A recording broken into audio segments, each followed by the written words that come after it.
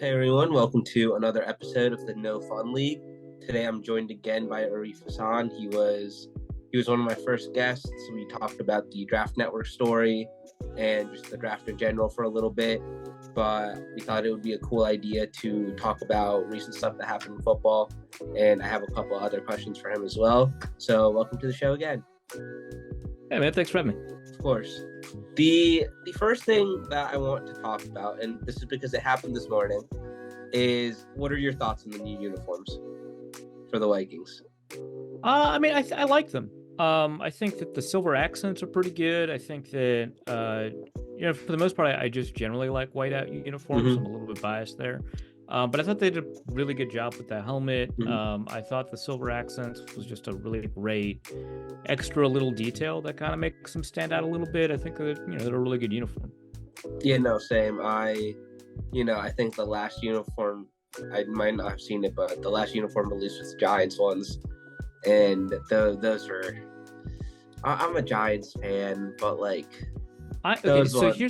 I actually do like the Giants throwbacks. I know I'm like kind of alone in that one, and I know a lot of people hate the cocky pants and stuff like that, which I get. But to me, it very much looks like an old school football uniform without looking like the Steelers Bumblebees or the Packers like brown and navy, whatever. So I actually like them, but I know that I'm like there's like 10% of people who like them. So I know that I'm like in a small place there.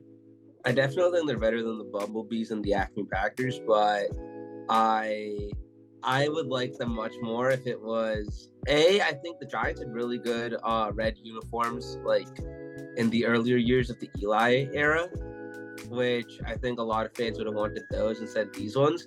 But I really like the jersey. It's just like the khaki pants don't really mesh with that as well. Yeah. But you make a good point. They do look like they're literally uniforms that they were wearing in the 20s. So yeah, it's how they're deciding to honor the 100th season, which is really cool. I actually might get season tickets for the season and get like a replica box of the Super Bowl rings, which would be hilariously cool. But otherwise, like I think the Vikings uniforms are for sure like up there with like the Bengals and some of the other ones that have come out recently for like the best ones. But they were cool for sure. I just think that they should have been called the Winter Soldiers instead of the Winter Warriors, just because of the Marvel reference. I wonder if like someone pitched that and they decided that they didn't want to deal with like a copyright thing. That would make sense. I think that's got because Winter Soldiers goes way harder. Someone responded to my tweet about that and said Winter Soldier. See, there you go. Which would have been perfect. That's perfect. Yeah. That would be so cool. That would be a great uniform name. But yeah, I love that. Yeah. Speaking of the Vikings, I have a couple of Vikings questions for you. Obviously, the Justin Jefferson contract is one of the biggest like NFL storylines recently. There's not that much going on. Did you think that it was enough money, too much money, like a good deal, and then what are your other general thoughts about it? I think it's a good deal. The one thing is that when you take a look at salaries by average per year, sometimes you're losing a fair amount of detail and nuance. And in this case, it's not quite good to compare the dollars per year from this deal to the dollars per year for, say, Amon-Ra St. Brown or for Tyreek Hill or for A.J. Brown. And the reason for that is because Jefferson is actually just going to see a lot more of that money because of the way the deal is structured and how those guarantees work out. And in the first 3 years of the deal, Jefferson actually sees $35 million a year, which is what the average of that deal is, which is pretty unusual. Tyreek Hill, for example, only sees $25 million per year. So his deal was reported as $30 million a year. He only actually sees $25 a year for the first 3 years of his deal. And then the deal will be reworked. So he's not actually going to see the money to back him into this deal. So it's actually a bigger deal in terms of the amount of money that the Vikings are handing out than one might imagine based off of those numbers compared to other receivers who signed.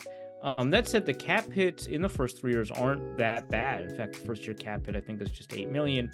Second year cap hit's just 15, and so it's not until the third year that you see a really significant cap hit. They just can't get out of the huge cap liabilities in the fourth and fifth year when they probably restructure that deal again. So that's like the one difference. That said, I think that he's worth it. I think that he's worth that kind of money because of the way that he alters how defenses play and stuff like that. So I think that he is a remarkable receiver. I think that he is I'm not going to say easily, but I think that he's the best receiver in the NFL by a pretty good margin. And if he's not the best, he's the second best by a huge margin. So it's just him and Hill. And then I think the rest of the league is playing catch up. Oh, for sure. That's why I told you I really like the article that you wrote about it, because I think the coverage of contracts in the NFL is fairly lazy. No shot at anybody, but people just look at like the Schefter or rap sheet like tweet about someone's contract and they're like, okay, that's a contract. And no one really dives into it. Like the Eagles' way of doing contracts, they can pay whoever they want and not give them any or not have a cap hit for them at all, which is what they did with the Saquon contract and both receiver contracts. And then you have a team like the Vikings that's like, yeah, this guy's worth it. He is one of our best players. Like, we don't care. Like, in the cap hits are still manageable, but they're still making sure that he gets all of his money up front as well, which I think is getting rarer and rarer as like more teams play around with cap space. Yeah.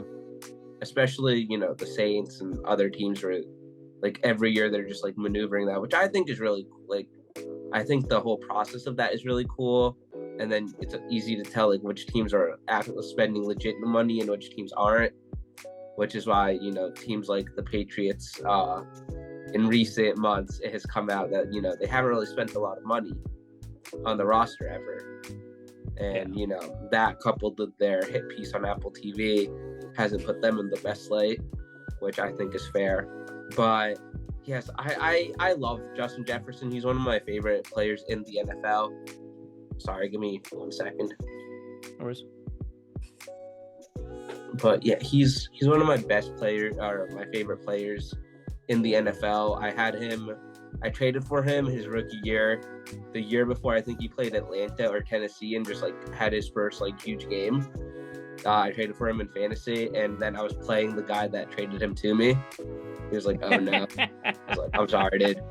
That's great. But I think and I don't know if this is important to every team. Obviously not the Chiefs from what we've seen this offseason, but I also feel like it's important to pay the guys that are stand-up individuals and haven't done there's I haven't seen a single negative story about Justin ever, hasn't even really no on the field frustration or anything to too high of a rate. Obviously he's yelled at Kirk a couple times, but that's fine. You want your receiver to do that, in my opinion.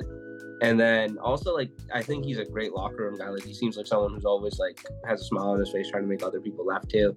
Obviously I'm making these claims. I have never talked to him in my entire life, but this is just from what I see. So I think it's important to have that, especially when you just draft a rookie quarterback. I think it would have been a massive mistake to trade him, something that the Giants did. You intended on drafting a rookie quarterback, and Gettleman decides to trade your best weapon, and then you leave the rookie quarterback with washed-up Golden Tate as his number one receiver. And then no they got Kenny Golladay. It's all right.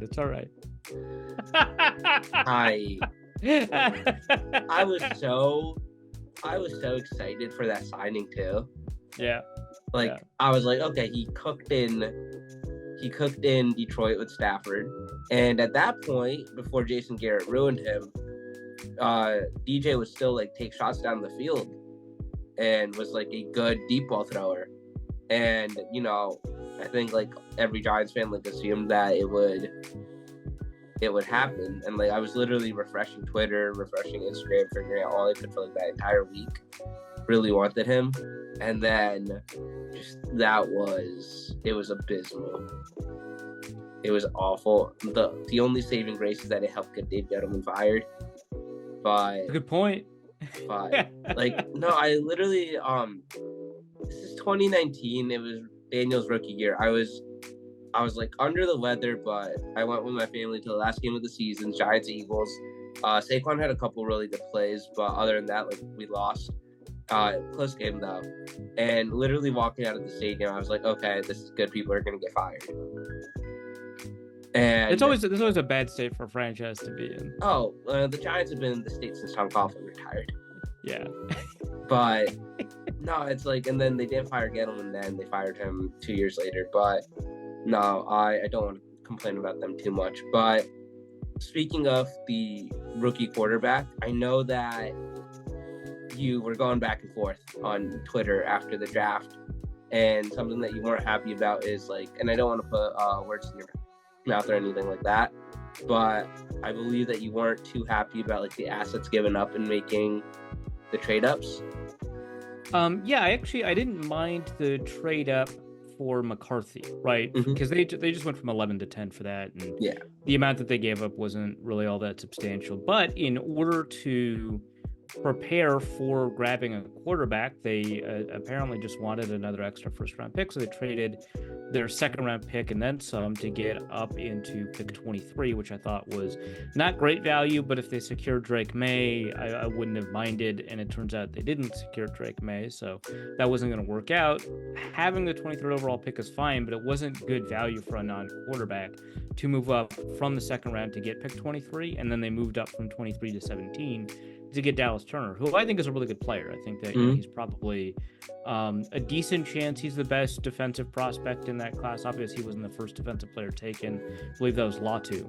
But he's up there, right? He's quite good. But I thought that in terms of impact and talent, there was not a huge difference between, and I'm sure this is going to get thrown in my face because you never know how rookies are going to do, but from a prospect profile, I would have thought that someone like a Quinyon Mitchell or Terrion Arnold were pretty similar to him, and they could have gotten one of them if they didn't trade up. Because if they didn't trade up, Jacksonville either sits there or trades that pick to somebody else.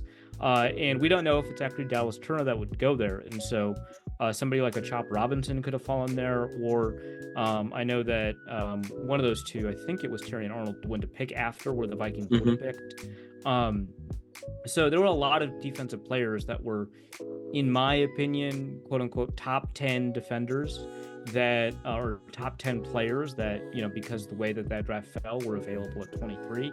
So I didn't love the trade up for Turner because of how much they gave up in order to get there, both to get to 23, which they didn't know beforehand, wasn't going to be necessary.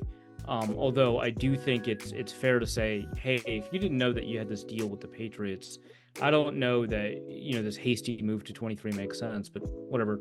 And then from 23 to 17, they again gave up or lost some value in order to get that pick. And I just think, hey, I mean, Turner could turn out to be quite a good player, and it still could have been a bad trade because of the number of other things you could do. And so the Vikings don't have a ton of picks left for the rest of the 2024 draft, and they also just don't have that many picks in the 2025 draft for a team that's like not very obviously competing for a Super Bowl right now. That I think is a really tough place to be, especially because we know that 2022 draft class was no good, and so they don't have like as many young players to work with and build off of, because I mean they whiffed on their first round pick, they whiffed on their second round pick probably with Andrew Booth. So the first round pick was Lucine, their second round pick was Andrew Booth. Their two third round picks were a linebacker, the one from Oklahoma, Brian Asamoah, and guard Ed Ingram, and it doesn't look like Asamoah is going to work out, and Ed Ingram is barely kind of working out. You kind of hope that he continues his level of improvement. And for that to be your return in your first draft for your first four picks, that's really, really rough. And so you don't have the young foundation to build off of for you to be like, well, we don't need the 2025 draft. I think that's just really aggressive to me. So that was kind of my concern. The McCarthy trade specifically was fine, but all of the stuff kind of surrounding it, including the trade up to 23 and the later trade to 17, I didn't really like. No, first of all, the recall for a draft class 2 years ago is pretty impressive. Second, I agree. I have been doing like a redraft series from like 2014 to 2023. Mostly just for fun. It's very nerdy. Like it takes me like an hour and a half, 2 hours to do the research for each one, but it's really fun. The 21 and 22 draft classes are awful compared to every other one that I've looked at. Oh yeah? Okay. They're awful. Like that's like good news, right? Because it just means that the Vikings were the only ones that whiffed on that 22 class. I think I have it. Like in my 2020 draft class, the last 3 players are L'Jarius Sneed, AJ Terrell, and Jonathan Taylor. In my 2022 or 2021 redraft, the last 3 players are Quinn Miners, Aleem McNeil, and Najee Harris. Aleem McNeil, goodness. Aleem McNeil, was he like a 4th round pick in real life? I think 3rd or 4th, if I'm not wrong. Okay. But like, man, literally, because I think it's like very obvious that like COVID, right? Yeah, that's true. Yeah. And one actually like pretty decent mechanism to evaluate that by is the 2021 undrafted free agent class was only 300 players, which suggests that the draft was very shallow that year. It obviously doesn't tell us very much about the first round, although that first round wasn't great. But it was only 300 players, and typically it's 500 players is how many undrafted free agents signed. And teams were just like, yeah, I'd rather have this veteran who still hasn't made a roster yet than this dart throw that we've never heard of, because all of those guys were going back to school, right? So I think that was like probably it. Like the COVID exemption and the lost year and all that made teams, I guess, correctly pretty skeptical of those classes. But yeah, I didn't realize it was like quite that bad. I like Quinn Miners, but for him to be like a 1st rounder in a they're redraft, good players, I think but like they're not. They're not like they're not like Jonathan Taylor. Yeah, exactly. Like a couple of the other ones in 2019, the last 2 players, and this is because the Giants picked at 30, Falcons at 31, Patriots at 32. So I was like, Giants and Patriots could do a quarterback. So I had Gardner Minshew, Garrett Bradbury, and Daniel Jones as the last 3 picks. Okay, yeah. Which they're still good football players. It's not like you're not scraping. And no offense to Aleem McNeil, I think he's a really good player for where he was drafted and everything. But like, I had to scrape the bottom of the barrel for that one. There's like no other option that like made sense. And I think like, to me, it showed how important like all the in-person scouting and visits probably are in drafting, and like not having a lot of tape and things of that nature. So I think that plays a pretty big role. I think also just the number of people who declared, who were like, I could do better next year, I think played a pretty significant role. The thing that I find kind of curious is that I think next year is the first year we're going to have where we're not going to see a huge impact from COVID, just in terms of like people who took an extra year because of COVID. And so I think draft classes will begin to trend back down to being a little bit younger, but because of NIL, fewer players will still have like a reason to want to declare if they're a borderline guy. Because it used to be, if you're a 4th round guy, you'd just be like, well, my family can't survive without getting a paycheck for another year, so I got to go. And now they don't have to do that. And they can be like, well, I can be a 3rd rounder, 2nd rounder next year. And if not, I'm still making like 60,000. So why not? Yeah. So draft classes will continue to be older, but they're not going to be quite as old as they've been for the past 2 years. So that I think is going to be kind of fascinating. And that obviously impacts like the draft pool and stuff like that. Oh, exactly. Like it has like truly been like, I want to do like a big, like a long ass recap video, like talk about which teams are really good at drafting, which teams suck. The Eagles are awful at drafting in the first round. It's so painful because I keep on giving them like these really good grades in the consensus board thing, and I shouldn't say I keep on doing it because I actually haven't been going by consensus for a ton of time. Like it's been since 2019 they've been going by consensus, but like their first rounds have not been. And I actually like Jordan Davis, but it's like very clear he's not giving them the value that you'd get. Maybe the next 2 years, I don't know, but no, I think after 2020, after the Jalen Reagor debacle, at least the players that they've drafted have been like able to contribute in their role. Yeah. However, speaking on that Jordan Davis pick specifically, I am so happy that they didn't draft Kyle Hamilton because I thought that's what they were going to do. I thought that too. Yeah. He went to pick later. I am so happy that didn't happen. Yeah, they're just like so obsessed with using that first round to get people in the trenches. And so like not always obviously we've got Jalen Reagor, but they're very heavily biased towards trench players in the first round, in the first and second round.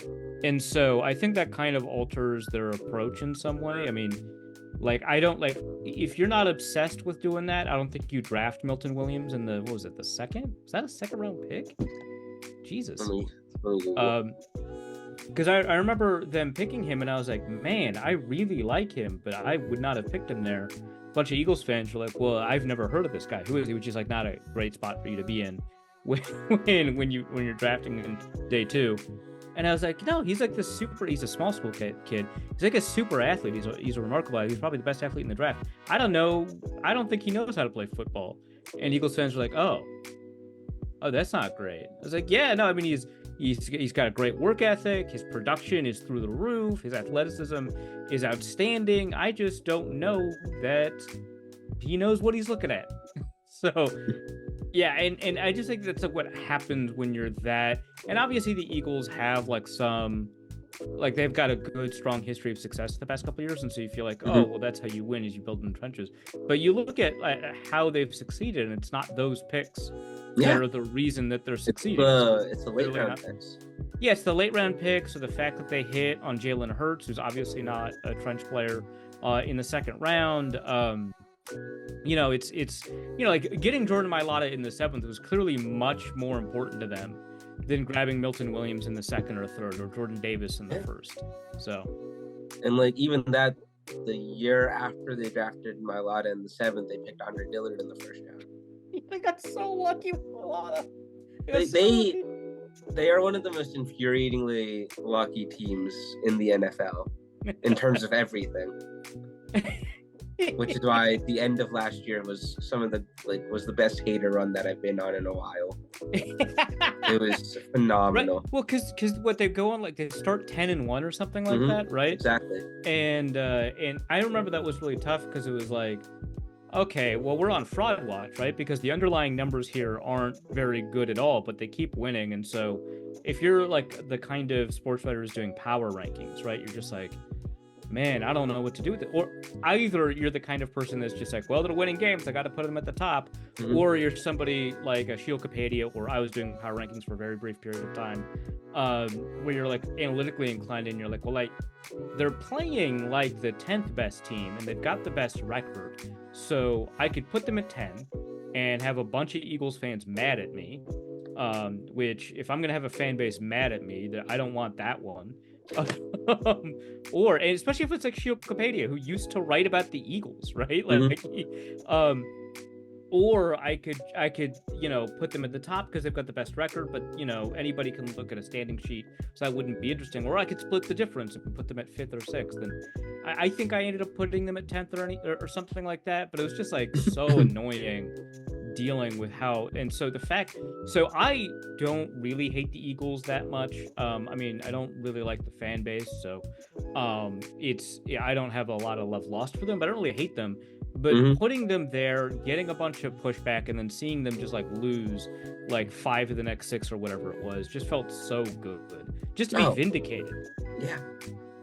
Because come from behind win in overtime against Buffalo, one on the last, one late in the game against Kansas City after MVS dropped it.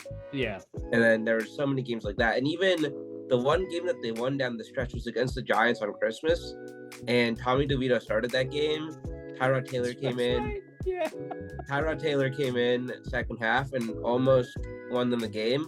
And Bradbury didn't get called for a pass interference after the 2-minute warning, which should have been called to give the Giants the ball inside the Eagles 20 with a chance to win it. Yeah, Bradbury's played so well last year that they're considering moving him to safety. So yeah, like great. I remember in the entirety of Eagles Twitter, absolutely roasting the Giants because we got him, and then they got him, and then who knows if Joe Shane and Babel told him what he needed to do, because he lost them the Super Bowl and Kadarius Toney won it for the Chiefs. And that is exactly the Giants orchestrated that beautifully. Brilliant. My relationship with the Eagles is weird because I like a lot of the players on the team. Mm-hmm. Not as much this year. This year I'm incredibly pissed at them already. Like the entire Nick Sirianni thing from last week already is pissing me off. But Jason Kelce is like impossible not to like. Jalen Hurts is like fairly hard to hate on, and just things of that nature. And also like the fan base. Like I went to Temple for 4 years. I'm a Phillies fan, so it's like since I'm on Phillies Twitter, I'm on Eagles Twitter, and all of my friends that I follow on Twitter are like Philly sports fans. I think that they are an overly passionate group. That's a soft way to say that, yeah. Oh no, for sure. I think that they get a worse rap than other cities, which in the last couple of years has been undeserved. Like I feel like, and this is what my one of my really good friends always says. He's like, people need to stop bringing up the snowball story that was like 3 decades ago. It's a funny story though. And I'm like, that's fair, but like being out on Broad Street. Like, I hate the Eagles. When they won the NFC Championship game, I was on Broad Street with the rest of the city, just running around having a good time. Because I'm pretty sure that's the only time that you can openly drink without a brown paper bag in any major U.S. city. I do like that, and I'll say this because I don't usually compliment police officers. That's not kind of where I'm at. But the fact that the Philly Police Department does not enforce anything after the Eagles win, that rules. I love that they're just like, yeah, I mean, we're out here, we're watching, we're not, that's illegal, we're not going to do anything about that. Yeah. So I do enjoy that they have become part of the fabric of the city in those moments. So, in 2022, when the Phillies won the pennant and made it to the World Series, that was like my first experience with being out on Broad Street and everything. And I think the game ended at around like 6:30. So at around like 9 is when they started trying to clear the streets. And so they have all their horses and everything, like literally marching down Broad Street, getting them people to clear out. It looked slightly dystopian. Obviously, like nothing like badly happened, but like looked a little dystopian. And literally they cleared us off of one street. We find another intersection, hang out there for 5-10 minutes. The cops would show up there and we just go to another one. And that carried on for like another hour and a half. And for the poor souls that chose to drive in Philadelphia at that time, they were just like honking their horns, like having a good time with the rest of the people. Yeah. One guy, however, climbed up on a light pole because the grease didn't work. And I believe an adult entertainment company also provided lube that didn't work either. Excellent. And he was up there, and I don't know how many beers he drank before he got up there, but he literally was up there on that pole for about 40 minutes, and people were just tossing him beers, and he was deleting them. That rules. It was incredible. I will send you the video. And so the only time I can recall that happening in Minneapolis, which of course we don't have the strong history of championships that Philadelphia's had recently, so keep that in mind. But the last time I recall something like that in Minneapolis was, I think, 2 Gophers championships ago. So WCHA hockey, back when I guess I shouldn't say WCHA anymore because that doesn't exist, but they won the National Men's Hockey Championship. want to say a decade ago. So this is a couple of championships ago. They've won since then. And the city went nuts and the cops just couldn't stand it. Like and so and that was one where it's just like, you just got to let the kids just like have at it and tire themselves out. Otherwise you're going to have a riot on your hands, which is exactly what happened. They had a riot on their hands because they were like, you got to go home. And yeah, they're called the Dinkytown riots, which is a very mild, silly name for, we have an area of the town called Dinkytown, right?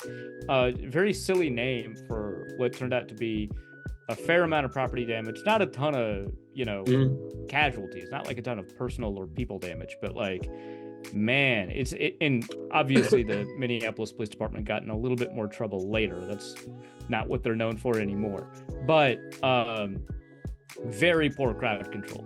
And it's just like, man, sometimes you just gotta let this happen. You gotta stop throwing tear gas into a group of college kids celebrating a hockey victory. Yeah. So yeah, I think the Philadelphia police like saying, hey, you gotta clear out, and then just kind of half-assedly doing it for the next 3 hours. It's probably the best way to do it. Oh, by far. Unfortunately, the guy up on the pole needed the fire department's help to come down and spent the night in jail. You got to do that. Yeah, I mean, probably the quickest way to sober up. Pat McAfee would know. But no, my last Vikings question is thoughts on JJ so far. Like, it's been a month and a half. Like, some football activity started and just everything in general. I will preface this by saying I wanted JJ McCarthy to be a Giant so badly. And I was thinking that it happened as soon as the Chargers took Joe Alt. Malik Neighbors' highlights are starting to come out, so I can't say that I'm upset by us not taking a quarterback. But I just think that he's going to be really, really good. And I'm really happy that he's in Minnesota with Addison, Justin Jefferson, TJ Hawkinson, Aaron Jones for a couple of years. Yeah. But what are your thoughts on him as your franchise quarterback going forward? Yeah, I'll say this super quickly about Malik Neighbors. It's funny to me that like the Giants reporters aren't allowed to like videotape the most important parts of practice, and so it's like you get a bunch of tweets like Malik Neighbors is like doing so well, and you don't have any evidence of it. It's like, wow, he's really killing it, until the Giants start releasing their official video, and you're like, oh, that's really cool. So that kind of sucks because Neighbors is like fun. I don't know if he's any good, but he's certainly fun. JJ McCarthy, so they're very clearly altering the things that they feel like he needs to fix, and it is transition. And so I'm not saying he's playing poorly or anything like that. That's usually like an excuse you give for a guy who's playing poorly in camp, and that's not really what's happening, but it's very clear he's not ready yet. And so you've got like 3 or 4 plays every session that's available where it's like, oh, I kind of see it. I see where this guy's going. And this dude has like a great arm, which is just like such an interesting, because no one ever talked about that, right? And this wasn't like a class where you had, the top quarterbacks had like rocket arms, right? Like it was like Joe Milton in the 6th round or whenever he got drafted, right?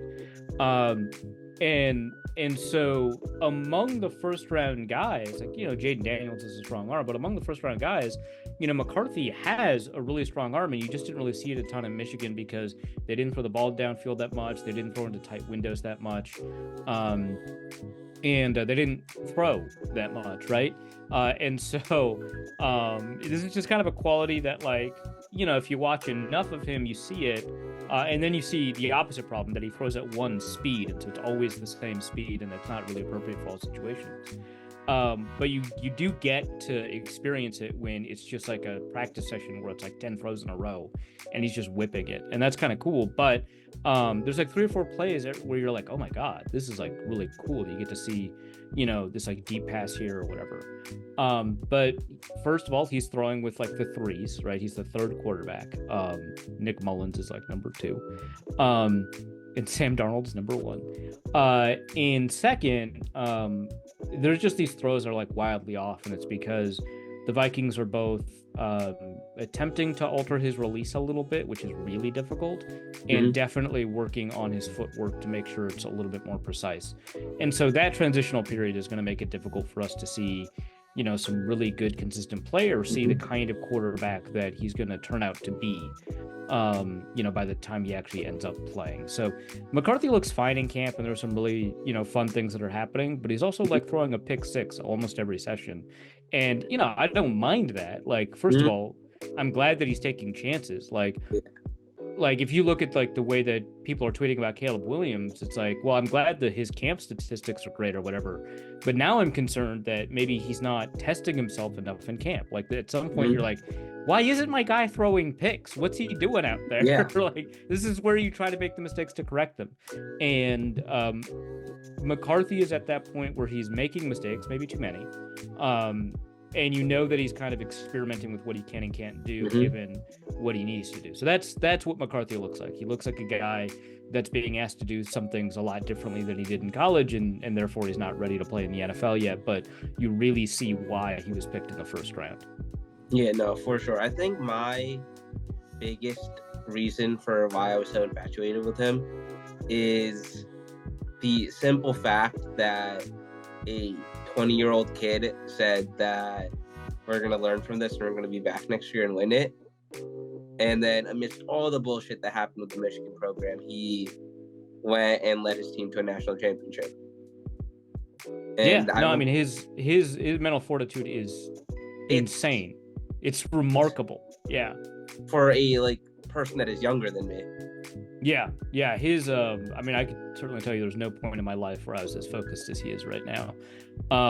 His makeup is like the thing that when you read all these scouting reports, especially the stuff that's like NFL scouts like leak their scouting reports or whatever, all of the stuff about McCarthy and his mental makeup is just like over the moon, like if you could make a kid up in a lab kind of stuff.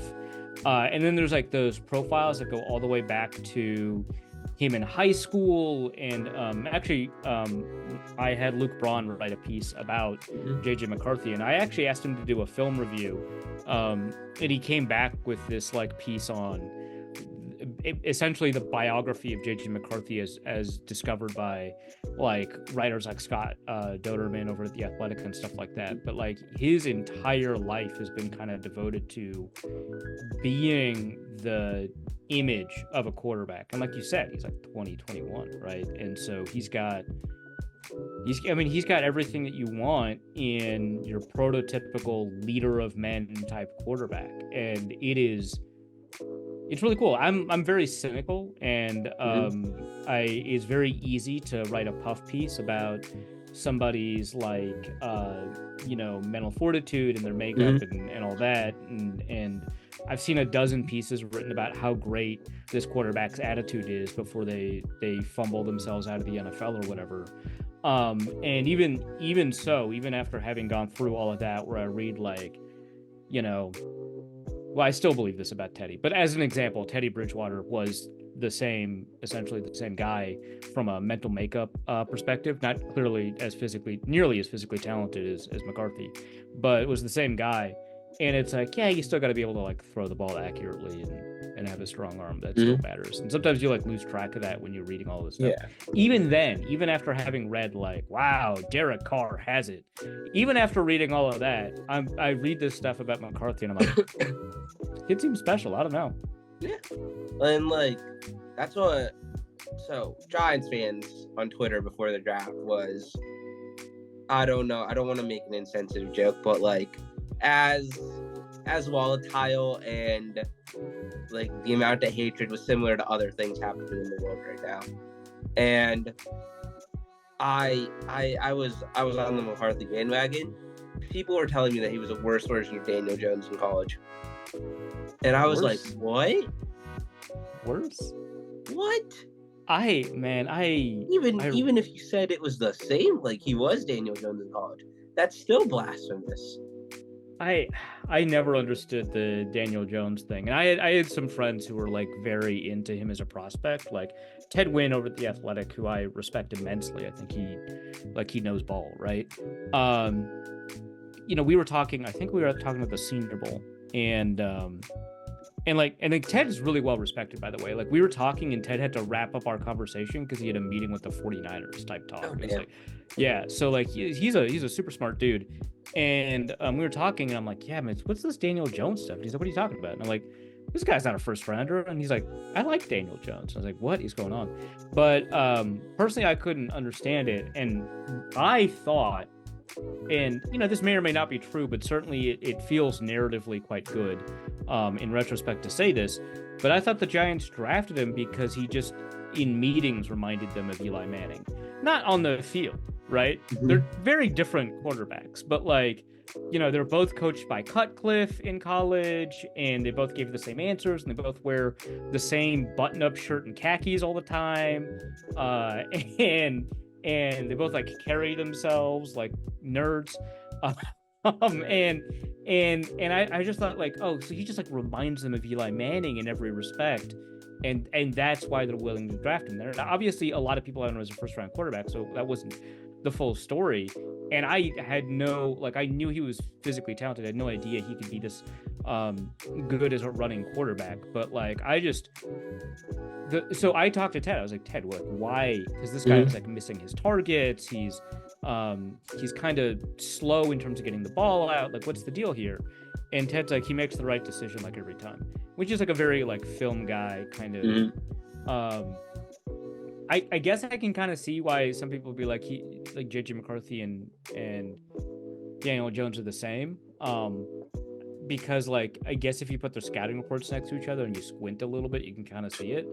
But like, it's not the same thing at all to me, like, at all.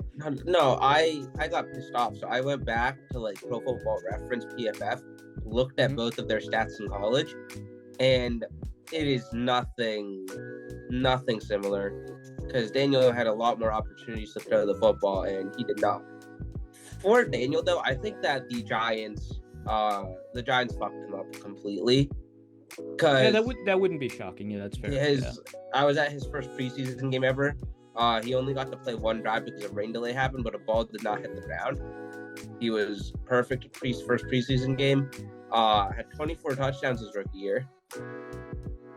Which I believe tied the Baker record at the time before Herbert broke it, and which I'm sure CJ Stroud obliterated last year. But he was really good in the Shermer system, and then you decide to fire Pat Shermer, bring in Joe Judge and Jason Garrett to be the offensive coordinator. They tell him, we don't want you turning it over. Yeah, Jason, watching NBC coverage, like, I used to love watching the Football Night in America pregame show. I can't do that anymore because I can't stand Jason Garrett's face or voice. Like, it inspires hatred within me. But like, then they're like, okay, don't turn the ball over and everything. And then finally, Dable gets there, and the first year is great. He only played 2 home games last year. Oh. Before he got hurt, because someone was making a point about like a lot of the fan base like hates him, wants him to go, like, and then they're like, literally the 3 home games ago, he was getting a standing ovation after crushing the Colts and securing the playoff spot. Man, I didn't even think about that. Yeah, like last year and even last year in Dallas, that first offensive drive against Dallas was going really well until the field goal got blocked. And then that just ruined the season because Andrew Thomas got hurt. But, which is one of the most Giants things possible. Yeah. But I still believe that in a system which would have been somewhat good and less volatile, like just the situation, he would have been like I don't think he would have hit like Mahomes, Josh Allen, Burrow level, but like I think he would be a consistent top 12 quarterback in the NFL if he was in a somewhat decent spot.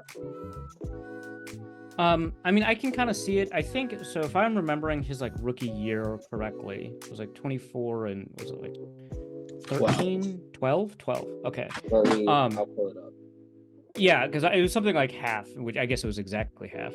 24 and 12. I remember running the numbers on his 2019 season. and finding out that like his turnover worthy plays were insane. Like he had like way more turnover worthy plays than his interceptions. And so I was like, I don't know if this is gonna like last or anything like that. And I remember getting a bunch of pushback from Giants when I was like, I don't know that rookie season was as good as people say. But the problem is when you've got a quarterback like that, and the same thing I think is happening to Justin Herbert, by the way, or happened to Justin Herbert. Hopefully under Harbaugh that doesn't happen again. But is that when you've got a rookie quarterback that creates big plays and then creates a bunch of risk, which in Daniel Jones's case, you didn't see that risk actualize into a ton of picks. Although he did have like a fumbling problem, if I remember correctly. Really bad. Yeah. Is you want that guy to continue creating big plays.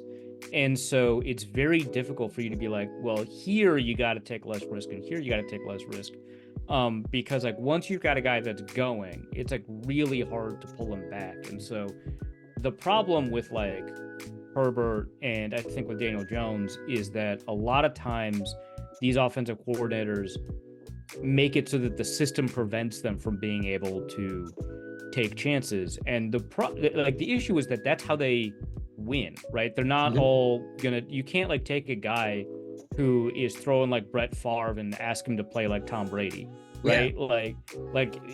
Now that he has created the Hall of Fame path for you, your job is to work with it instead of trying to rework and recraft the quarterback and hope that they can your job is to hope that they can identify when the risk is a bad idea, not to take risk away from an offense. I don't know that he would have been a top 12 guy, but I do think that they turned the development curve upside down. So I think that they eliminated the possibility that he could be a top 12 guy. I probably wouldn't have put him on that trajectory. That's like best case scenario. And I think that they eliminated that scenario, which is like I think a sin as a developmental coach. Like you just can't do that. When the owner comes out and basically says we've done everything we can to fuck him up, that is pretty indicting That's bad. The entire organization.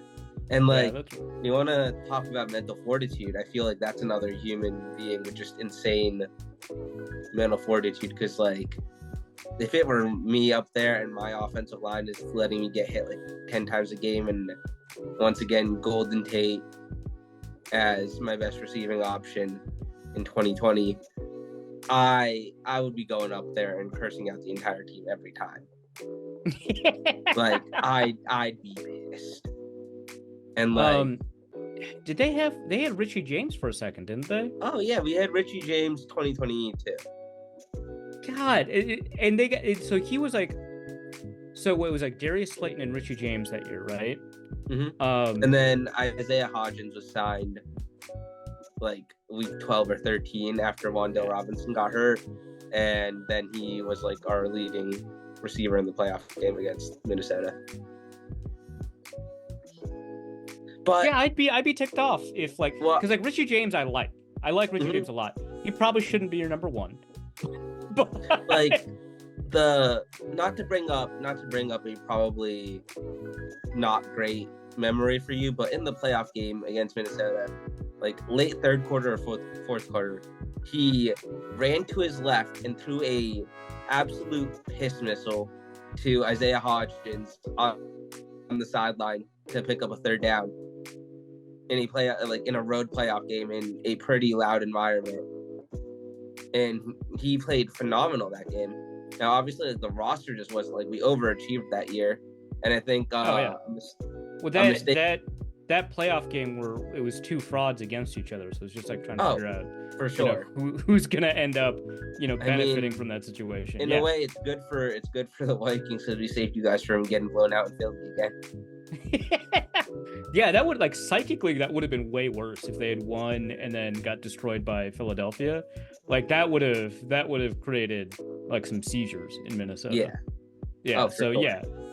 But, good job, Kirk Cousins throwing to T.J. Hawkinson. Actually, I'm glad you. That was what a play that was. Shout out Dexter Lawrence. That entire game was like that was unhinged level. And then I don't know if you've seen, like, he was mic'd up during that game. Oh, I didn't think he was mic'd up. That sounds great. Yeah, he told Garrett Bradbury like he was hugging him like he was his wife during the game. Poor Garrett Bradbury. I mean, obviously we're like way off topic, but like Dexter Lawrence has got to be maybe the most underrated defensive player. I got killed on the internet for saying that he's the best D tackle in the league. I don't know if I'd go there just because of like how good like Chris Jones, and then before that, that's the Aaron only. Donald.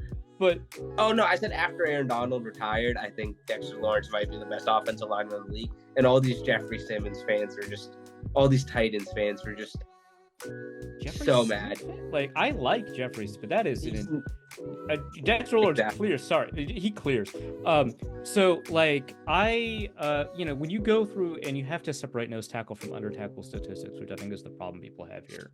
But I think generally speaking, Dexter Lawrence is probably, I don't know, the third best run defending nose tackle. I mean, like, you got Vita Vea out there and stuff like that. And then it's as if you put like Grady Jarrett in as a pass rusher. Like, he is an insane pass. I struggle to describe how good of a pass rusher coming out of the nose tackle position he is. Like, there was one year where Kenny Clark had that kind of production, and that's it. Like, you just don't get nose tackles. Like, the last time a nose tackle produced like that before Kenny Clark was Ndamukong Suh. And he's a better run defender than Suh ever was. And I think Suh has played well enough to go to the Hall of Fame. He's not going to go there. But Dexter Lawrence is cracked. He is so effing good. So I like, speaking to the choir and racking up easy points. But he's insane. He's so good. He's a top 3 run defender, and to call him a top 1 pass rusher from the nose tackle position undercuts what he does at the pass rusher position, because like if you took the second best pass rushing nose tackle and doubled his number of pressures, it still wouldn't come close to what Lawrence does. It is insane what he does. I think he's probably the most underrated defender in the league. Like, I'm sure somebody could come up with like another player and I'd be like, oh, that's an interesting example. But like, there's not a ton of players who are at the best at their particular, I don't know, sub position, maybe is the best way to put it. The best at their sub position that no one like really talks about that much. Like, I remember when people were talking about the Dolphins negotiating with Christian Wilkins, and Wilkins is a great player. I don't want to undercut him at all. But and Wilkins and Lawrence, I think, played together at Clemson. But like, when people were talking about like Christian Wilkins, and like, man, he might be the best nose tackle in the NFL. I was like, first of all, he's probably not the best nose tackle in Florida, right? Because it's Vita Vea. Yeah. Second, like, there's a guy up north. It's not close. It's not close. Dexter Lawrence is insane, and the idea of him going up against Garrett Bradbury again, because he did that at NC State. It was like the Clemson NC State game. And the Vikings were so excited by the fact that Garrett Bradbury didn't get a shit stuffed in by the Clemson defensive line that they drafted him in the first round. Like, that's it. Like, their defensive line coach, Andre Patterson, was like, hey, who's this center? He's not getting demolished. But the thing is, he still got owned, right? He just got owned less than most of the ACC centers. It was just an insane run in that Clemson group. Funny, because Andre Patterson is the Giants D-line coach right now. I'm sure he loves having Dexter Lawrence. Entirely new defensive coordinator. Andre Patterson is still there because I think he got there when Link got there. Dexter has 25 sacks in his career, but 15 in the last 2 years. Yeah. Well, I will say this about Andre Patterson. He's a very, very good defensive line coach. He knows it. He'll probably tell you. But but hey, if you're good at something, talk your shit. That is it's great. I like him a lot. But yeah, I'm glad that he's getting the most out of Lawrence, because Lawrence is stunning. That defensive line can be insanely good this year. Yeah, like if was it Kayvon Thibodeau? I mean, he's already good, but if he takes like another step forward, I mean, there's a real opportunity. Like, you have to double team Dexter. Yeah. You have to double team him. Yeah. Then that means you're gonna leave K1 and Ryan Burns 1-on-1 on the outside, against your tackles. And then you got Bobby Okereke and Michael McFadden, who McFadden's fun. Severely underrated linebacker. Yeah. Same with, honestly, you were saying underrated like defensive players, and not to like talk about only Giants players because I think there's a lot of them in the league. But like last year was like my first time really watching Bobby Okereke play. Mm-hmm. He is so good at football. Yeah, he's fun. He's so like, it feels like he's not quick, and then he's super quick. Like he's like right there. Mm-hmm. Like Stanford had like a run of putting out these linebackers that are pretty good. But yeah, I don't know, the Giants have some juice. Because like obviously like, you know, Xavier McKinney, fantastic. But like you take a look at, is Jason Pinnock still there? Because that guy's good. Yeah.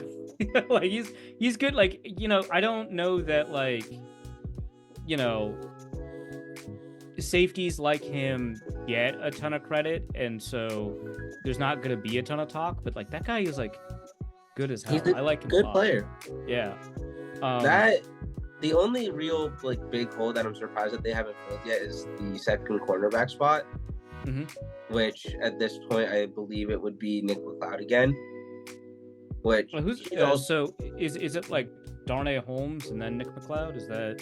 I believe that Darnay Holmes is not gonna. He's a bit of a special team at this point. Okay, all right. He because you know the Joe Shane regime has drafted Cordell Flott and Andrew Phillips, who Andrew Phillips is like prototypical Shane Bowen cornerback, so he's gonna get playing time. But hopefully he can develop, and then the wide receiver the wide receiver group is going to be really fun too, because obviously Malik Neighbors, but Wan'Dale Robinson I think has the makings of a really good slot receiver. Jalen Hyatt was like talked about and going in the first round last year, and then I don't know. Oh, and Isaiah Hodgins is still there as like your deep ball guy, and Darius Slayton. Yeah. There's a lot of potential with that group. I think it's like, obviously besides Neighbors, I think it's like a lot of guys that you'd like to be supplemental receivers. Mm-hmm. So I think there's still room to add like a premier guy along with Neighbors, just because now you're seeing like all of these teams with like really good receiver cores, they really just have two premier guys, like, you know, Higgins and Chase, which like obviously we'll see what happens with Higgins, or Lockett and Metcalf. And then the Eagles were like, well, I mean, not the Eagles, the Seahawks were like, let's just get Smith and Jigba too. So no, I think that's like what you need. This is going to be the first year where Daniel Jones has a true wide receiver one in his entire career. Yeah. That's. I mean, I don't think he's gonna last, but like, good for him. I'm glad that he's got that environment. I would not be, given the injury guarantee, and you know, given the fact that he's missed like half of 2 seasons because of a neck injury. I would not mind if you get Drew Lock to play like 10-12 games this year, which would also be hilarious because Drew Lock is awesome. He's a fun guy. He's got great vibes. And he's the Eagles killer, so there you go. Yeah. I mean the Giants are still like, the offense is still, I mean, because unless you expect a huge jump from Evan, and I don't love John Runyon, the Giants are still like, they've still got some pieces to fix, I think, on that offense, but I mean, I'm glad that they haven't over-indexed themselves at running back, like grabbing, you know, Devin Singletary, good move, and then not having to invest too much there. I kind of have a secret, like, I hope Dante Miller makes the team. Like, his story is really cool. The running back? Yeah. The guy that thought he was like, well, I thought he was draft eligible, but he thought he was like draft eligible. Yeah. And then was it the NFL or the NCAA like made a ruling, or no? Yeah, the NCAA like made a ruling that he wasn't actually eligible to play last year or something like that, which meant he should have been in last year's draft. And so the Giants signed him like a week before the draft. Something weird like that. Yeah. Yeah. But I mean, you know, I feel like you could produce, and then they drafted a guy right in the 5th round, something like that. Yeah, Tyrone Tracy. Yeah. So I feel like they could produce like a good, and I'm glad that they didn't invest too much there. They've cleared up a roster spot after Kelsey Plum killed Darren Waller. That music video is one of the worst things I've ever seen in my entire life. It's so bad. I felt so bad for him.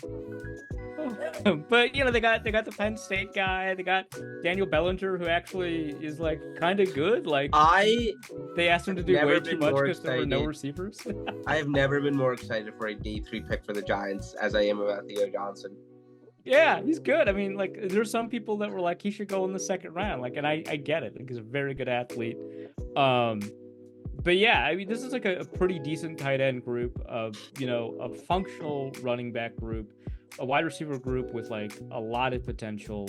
I really like, it's like Andrew Thomas and a bunch of dudes, right? Like, I really wish that offensive line had just a little bit more investment in it. Oh, I mean, I stand John Michael Schmitz, by the way. I mean, obviously he's a good. Oh, yeah. I'm sorry. What was I gonna say? Yeah, I like to say that Joe Shane and Joe Biden both took over for their overweight predecessors. Spent the first 2 years just clearing up all the bullshit that happened, and are now finally actually doing what they want to do. Hey, actually, speaking of, like, yeah, like, I think Joe Biden just announced an initiative to invest in high-speed rail, and it's like, ultimate train guy finally gets to fund trains. So I went to Vegas for the Super Bowl, but flying into and out of Vegas was absolutely insane.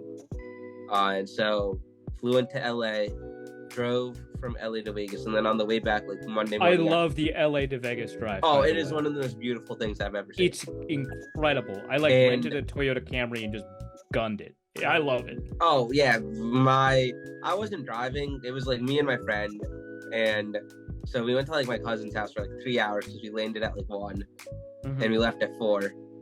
So he was the one driving. He was going like 120. Me too. Oh my god, I was going like 120. Yeah, there's not a soul on the road, and it's so beautiful. It's so great. Apparently on the California side, the cops pay more attention, but I didn't notice any. So, but yeah, like, and I was going like 120 in a rental vehicle. It was like a 24 Camry, right? Yeah. And it must have been a 23 Camry because I think it was 2022. Must have been. And so I was going down, and I started getting into a race just because there was somebody in a Charger. She was like really cute. Yeah. And so we started a race. But like, yeah, that drive is great. Both during the daytime when you can see everything and it's beautiful and the sky is clear and there's mountains everywhere, and you know, like your vision is just like perfect and there's nobody on the road. But also at night, it's insane because you can like see everything. It's so like once she went off on her exit because she wasn't going to Vegas, which is unfortunate. But once it was just me on the road again, I took an exit off and it looked like it was like a ghost town. There was like nobody there, and I just got out of the car.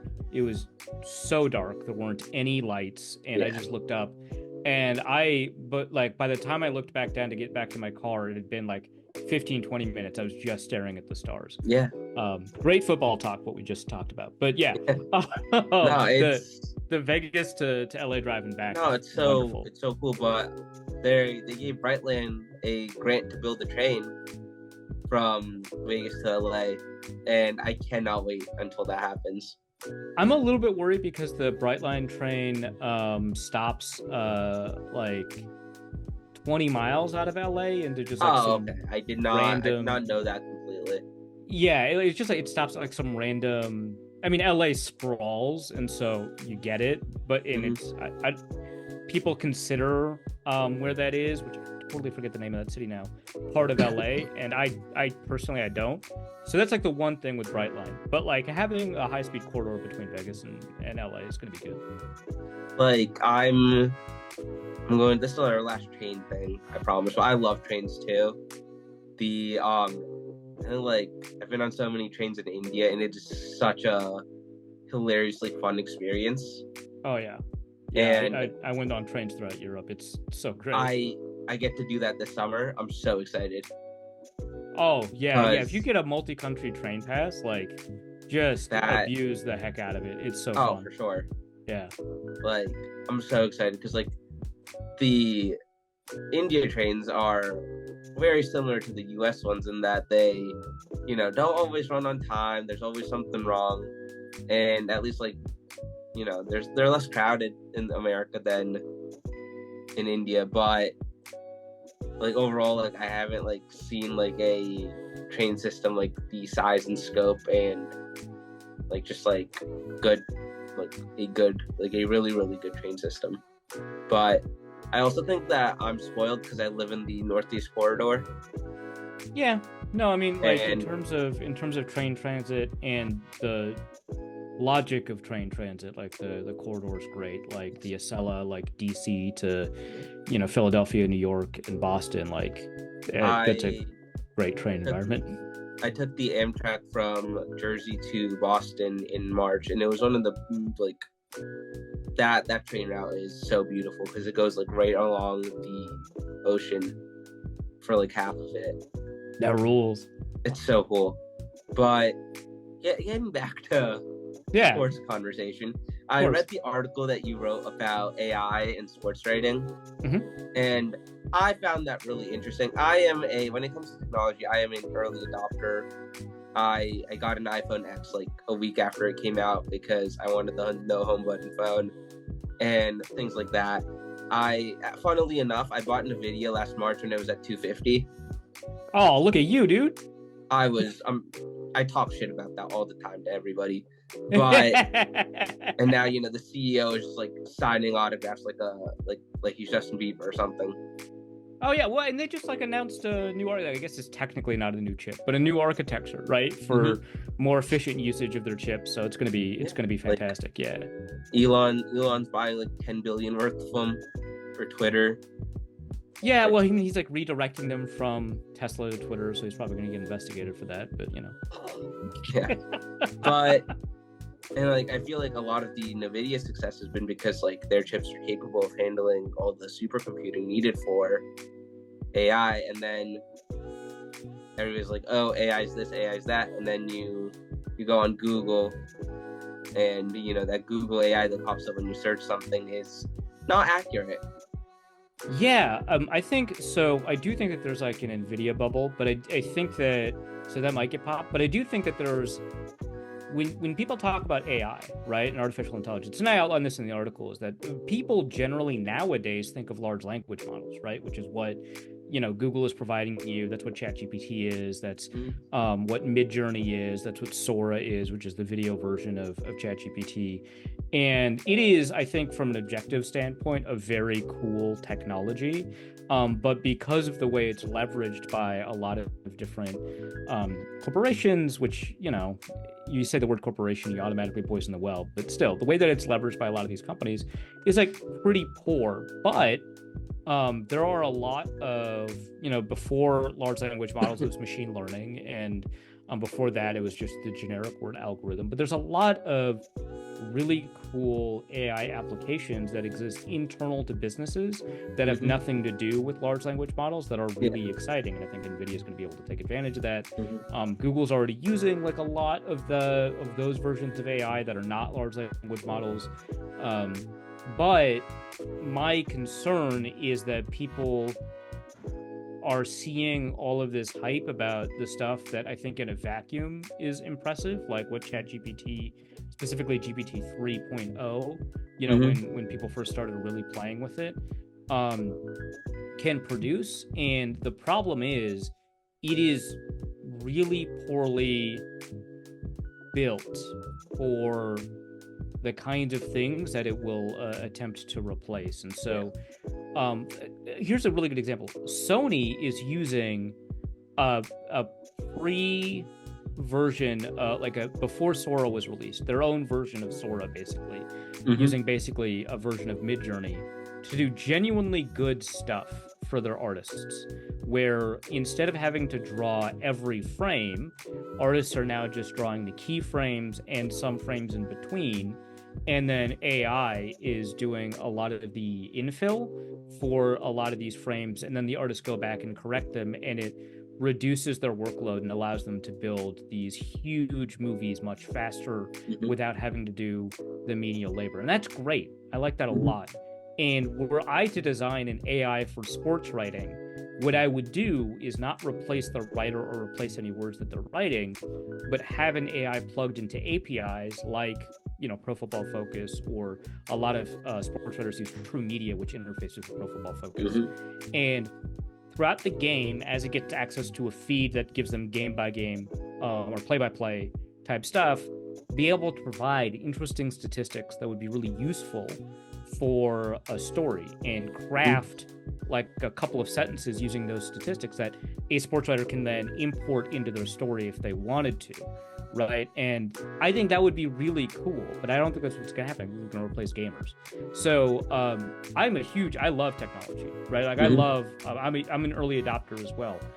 Honestly, much to my own chagrin, I tend to buy products very early in their cycle.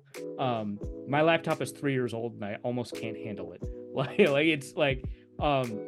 I took apart my laptop last week so that I could refresh the liquid metal application for its cooler. Like, I love tech. Yeah. I'm so into it.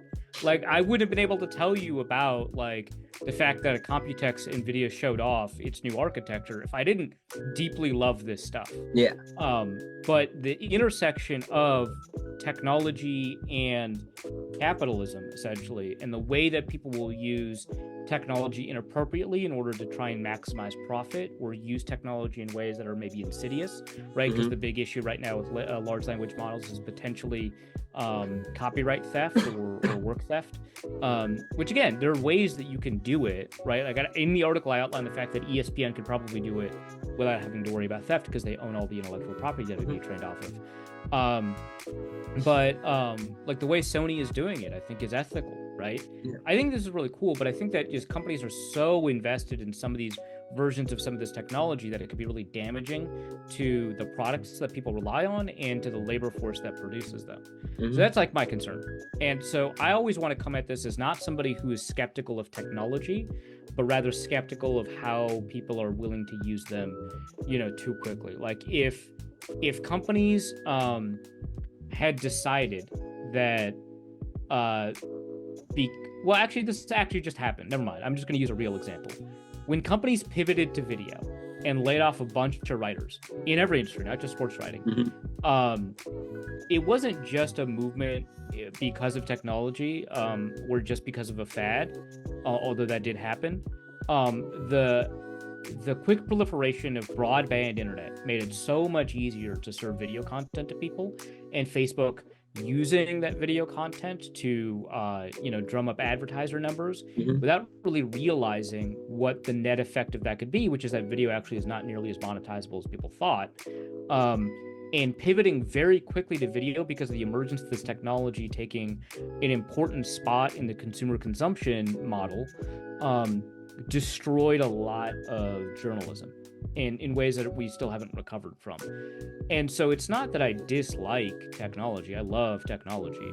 I dislike how quickly companies are willing to move into untested areas in arenas that hundreds of thousands of people, if not millions, rely on, right? Like our movement to streaming and individual streaming services, which are enabled by technologies that have increased, I don't know how else to put it, the appification of technology, has created a bunch of problems. First, now we end up paying more than we did when we had basic cable. But second, now companies who are in charge of the entire production process, so all the way from like casting and writing to production to release, now have incentives to fully produce a film and then not release it, and throw it in the can and mark it as a tax loss. Like, so we have to be just careful, is what I'm saying, because I love all of the ways that technology helps us, and technology is not being used to help us, it's being used to generate as much profit as possible. So that's my concern with AI in sports writing. It's a very long piece. I go into some of these details I just talked here, but I always want to approach it not as somebody who's skeptical of technology, but skeptical of the way that it's used. Oh, 100%. I think that's what makes it such a cool piece to read. I read like the sample like Ohio State or like Ohio football game article that was written by AI, and like, why would anybody ever want to read something like that? I was like, when I first saw it, it's actually what drove me to write the article in the first place. As I saw that, oh my god, it's so bad, especially in a state like Ohio. Like, you do that in like North Dakota, where they just don't care that much about football, and I know people are obsessed with NDSU now, but like, it's a hockey state, right? Yeah. Like, high school football is not that important in North Dakota. It's college football where people go crazy. If you do that in North Dakota, that's like one thing. It's still bad. The kids deserve better. The kids are doing a lot, and they're not getting the recognition they deserve. But it's at least not as bad as doing it in a football mad state like Ohio, where people will read this stuff. Like hundreds, like thousands of people will read this stuff. And it's like nuts. You don't get any quotes from players. You don't actually know how any players did. It's just it's just like a quarter by quarter summary that's bad. It's inaccurate, by the way. Yeah. It doesn't have any stats for any of the individual players. It doesn't have any moments. It's just like the same like 4 sentences on repeat. Yeah. It's so bad. It's impossible for me to describe. Just like read it. And if you don't want to subscribe to my Substack, that part is in the free portion anyway, so you don't have to worry about it. But it's bad. Yeah. It was abysmal. Yeah. And my thing is, like, you're talking about like how you think AI could help with like a site like Pro Football Focus and stuff like that. I think it would be like, I was talking about like the redraft thing. Like, the most time-consuming thing is like, once you know, like I scrolled like through the Wikipedia for every position, figuring out like who might be worthy of going in the first round, but then I have to figure out who's on the team the year before, like what holes they need to fill, and the stats for the person that might go there compared to like another guy, and if they're similar enough, who's better. And like, that's why it took like 2.5 hours per 32 picks. Yeah, because you don't know everyone's team needs at the moment of the draft in like 2019. Something like that can start to be automated. That would make life easier for people and still lead to good content happening. Yeah, like I think like AI providing an assisting tool, like if you can, because like what StatMuse has been trying to do for 3 years is create a natural language search engine for statistics. I still think it's very bad at it. Yeah. When it first debuted, it was like, oh, this is really interesting, and then it like hasn't really improved that much since then.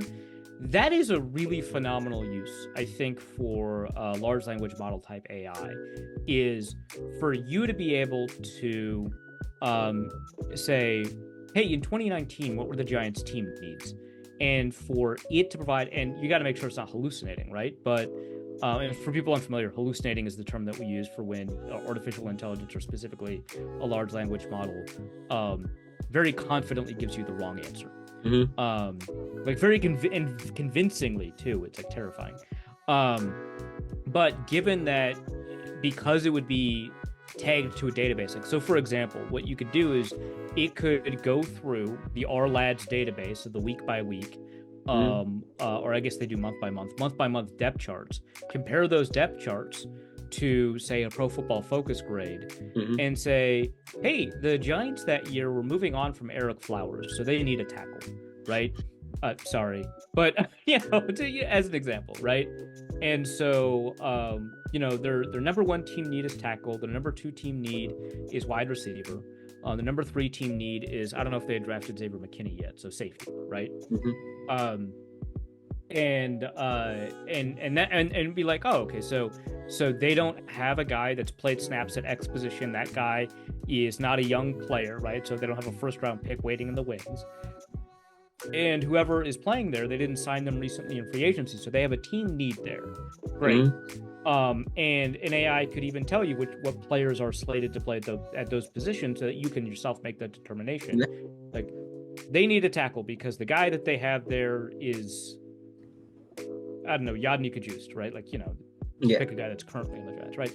And so you'd be like, oh yeah, they do need a tackle, and here's who I have at tackle, and I can ask the AI to list the top left tackles from this draft, and oh, great! Now it can do, and it can make writing faster and more efficient, but still allow the writer to be the writer. Yeah. So yeah, I mean, there's a lot of great uses that aren't being explored because they're not as profitable as replacing an entire unit of labor. Oh, exactly. I have a couple more questions that are stuff that you've touched on. First of all, and I feel like we touched on this a little bit last time as well, but the changes in sports media as a whole, and I think that this was a fairly volatile week for ESPN in terms of what happened was it Monday? I think both those things happened Monday. But yeah, I think so, yeah. In you talked about like things going to video, and I feel like ESPN is the biggest example of that, and why I started watching the Pat McAfee show in the first place, and why I'm a fan. It's really bad at this point, because if I don't watch it now, like, it becomes like such a constant part of my daily routine that if I don't watch it from like 12 to 3 or whatever, like, I get anxiety. So that we're trying to work on that, but yeah, it's like, it was refreshing because we're not arguing about Jordan and LeBron every day, and like, yeah, especially when it was on YouTube, it's just like dudes bullshitting and having a good time. Even now, like, they've obviously cleaned it up a lot since the early YouTube days. But then you have days like Monday where Monica McNutt is a savage and goes after Stephen A. And then, what's it called? Pat McAfee has his 15 minutes. Yeah. Yep. Which, like, you know, you spend 15 minutes like ardently like defending Caitlin Clark, like the rest of the NBA, and then, you know, you say one thing and, like, warranted, everybody's pissed. But even that, like, I hate the awful announcing account on Twitter. You do? I hate them. I love them. I think they did Pat McAfee wrong with the way that they cut the clip. Pat has called them out repeatedly, because like every time like they do something, like they clip it and make them look bad. So Pat has like repeatedly called awful announcing, and Andrew Marchand are like take hits from that show like weekly. Like, Andrew Marchand is referred on that show to as that rat. That's funny. So I think awful announcing generally does a very good job. I disliked the way that they covered the Pat McAfee show this week. I can't speak to and I don't like the Pat McAfee show at all. And I can't speak to how they've covered them in the past. Obviously, I was very closely following the way that the Aaron Rodgers stuff was playing out, so I know about that. But other than that, I don't know. But they cut a clip where Pat McAfee was talking about white WNBA players. And very obviously, I shouldn't say very obviously, what ended up happening was that Pat McAfee was talking about the argument that the reason Caitlin Clark is a superstar is because she's white, and McAfee was going through a list of white WNBA players that didn't have the impact that Caitlin Clark had. So he's talking about Diana Taurasi, and for some reason Kelsey Plum, I wouldn't put her in that category, but fine, and Breanna Stewart, and Sabrina Ionescu, right? But they cut off the part where McAfee was setting up the argument, so he just lists 4 white players, and that looks insanely racist. And so I didn't love that at all.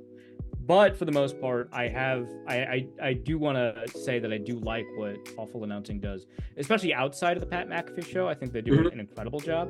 And the stuff that I've interacted with the Pat McAfee show, they generally do, I think, a pretty good job. But that I did dislike a lot, because I didn't agree with the Pat McAfee. I mean, I shouldn't even say I don't agree with the argument. It's more I didn't agree with the thrust of the argument, right? Because like their argument, they make a very stringent case that Caitlin Clark is a superstar, right? And they go through and they spend like 15 minutes on it. And it's like, I'm not going to disagree with any of that. Like, you know, obviously the Fever game's the most watched on. I don't know why he only picked NBA TV, but like, fine. I'm not sure. Because I don't think the other teams are on ESPN or anything like that. Yeah, I mean, it's just just make the argument in full and total so it doesn't look weird. But like, okay, I'm like, because it's impossible not to make Caitlin Clark look like a view getter, right? Because she gets views no matter what, so it's fine. You could do that. I just think that there's not a ton of value in spending 15 minutes proving that she's a draw. Like, okay, yeah, now what?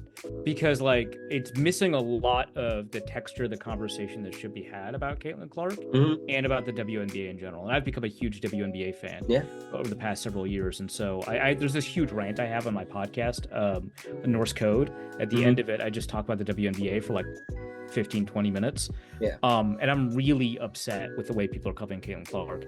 Pat McAfee wasn't that bad because mostly he just spends time proving that she's big, which great. Like, yes, she is. But I didn't like, people are focusing on the white bitch comment, which like, yeah, focus on that. That was like inappropriate. But really, I had a lot of problem with because he said, oh my god, this great rookie class, is what he was actually saying instead of the two words that he used, that I actually had an issue with. Because you're right, Caitlin Clark is much more popular than Cameron Brink and Angel Reese, and Angel Reese oversold her. I don't think she was actually wrong. She oversold her argument about how people are watching for two people and not one. She's actually correct that more people are willing to watch a villain in a villain hero story. I agree. So she's right about that, but it's not equal. She's a multiplier, not an additive. Without Caitlin Clark, I don't think Angel Reese gets as much attention, but it's not the same. But it's not zero, right? Because Brittany Griner got a ton of attention just because she was so good, right? So it's not zero. Angel Reese is a phenomenal player. But I don't like the way that people are talking about Caitlin Clark because they clearly don't have a context for the rest of the WNBA.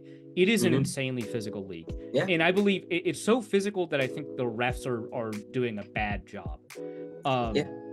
And no one really interacts with it because they only watch Caitlin Clark, and so they think that she's getting targeted. When really the MVP of the league right now, Asia Wilson, is getting punched in the face constantly.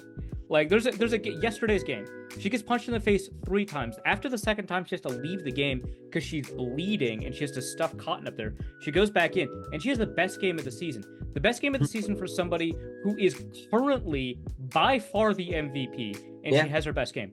And the day before, Skylar Diggins-Smith goes to the court because she gets hit in the face and she has to hit the court and she has to leave. And Angel Reese has been bullied a ton, and no one's targeting her. She just plays center. That's just what happens.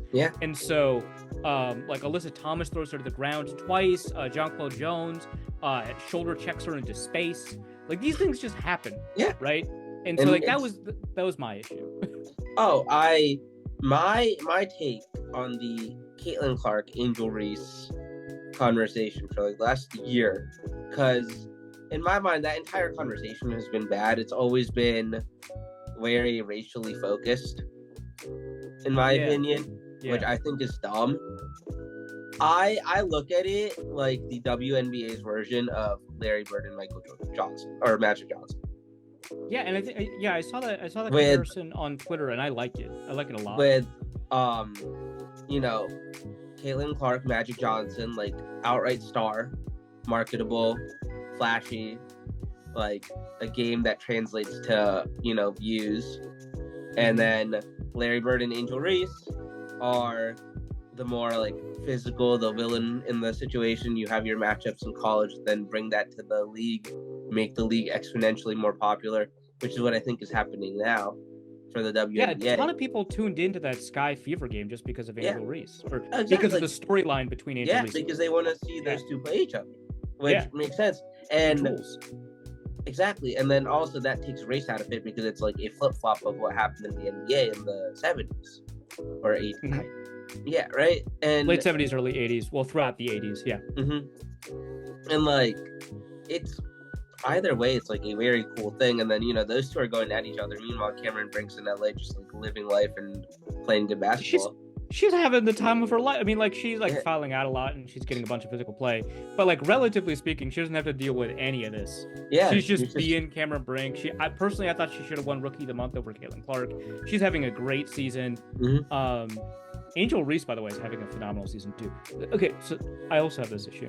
Kate Martin is outplaying Caitlin Clark, which is a insane reality right now. And the only rookie people are talking about is Caitlin Clark. Aaliyah Edwards for the Washington Mystics just today had an outstanding game. No one's ever going to talk about it. I shouldn't say no one. There's like very hardworking, like Matt Ellentuck and Frankie De La Cruz, Credas, sorry, and Lindsay D'Arcangelo. Like, a lot of people are covering the WNBA, but like in terms of like national, no one's talking about Aaliyah Edwards' great game today. I guarantee it. No one's talking about the fact that like Angel Reese's game today. Oh my God. She's insane. She's so good at getting rebounds. She's insanely good at getting rebounds. Cameron Brink's defensive presence for the first half of the first month was outstanding. People are afraid to go into the lane. Now she's coming back down to earth, so it's not quite the same, but like, and Kate Martin, second round pick, makes the roster, get significant minutes. Now, I don't know what's going to happen when Chelsea Gray comes back from injury, but like, Martin is like getting 20 minutes a game as a second round pick rookie, which doesn't happen in the WNBA. It doesn't happen in the NBA. It doesn't happen in the WNBA. And Camila Cardoso, Angel Reese's teammate, has come back from injury, and she's playing a lot of fun basketball. And it's like, there's like a bunch of great conversations to be had about all of this, and we're not having them. Also think that like the men that have been covering male sports for the vast majority of their lives, they have to like figure out how to talk about women's sports. I think so. It's very like weird. If Pat McAfee calls Joe Burrow a white bitch, no one gives a shit. No one gives a shit. So it's just about that. The other thing that pissed me off, it's like for that completely, is like, that is the only podcast that I've seen, or like show that I've seen, that she like went on, and she was a very good guest on that show, offered to come on weekly, which I'm sure is harder now because like you're playing basketball all the time and stuff like that. But and like, I just randomly saw like the Mother's Day post, and like she was commenting like "girl dad" in all caps under his post for Mother's Day, like little shit like that. So like, it's like little shit, but like, I'm a petty person if like someone pisses me off on the internet, and a lot of people did, because like I was trying to like say his side of the story under the awful announcing clip, because I think they fully intended on the reaction that they got. But I think that dudes like, Stephen A, Pat, like everybody just needs to learn how to talk about women's basketball in a better way. Yeah, I think so. And I think one issue is that the reason that we can talk about like bullshit when it comes to men's sports, like just stupid, like Aqib Talib snatched his chain, like drama type bullshit, is because we already have a background and understanding of taking the sport seriously as a sport. Like, we have a lot of discussions about how good a player Aqib Talib is in this context, right? Or when we're talking about like how insane Miko Grimes is, we're talking about Brent Grimes, the Pro Bowl cornerback, and we're like, and then Miko stands up for him on Twitter look, I can see why the Tampa Bay Buccaneers were upset with her, but also like when I get wifed up, I want her to do that for me, right? Like, that's really fantastic. But like, the way like we can like point like, hey man, isn't it weird that Jason Kelce says he doesn't wash his feet? And like, that's like stupid bullshit, right? Like, no one cares. But the reason we're talking about this is because we know that Jason Kelce is a Hall of Fame center, one of the best centers we've ever seen play over the last 2 decades, right?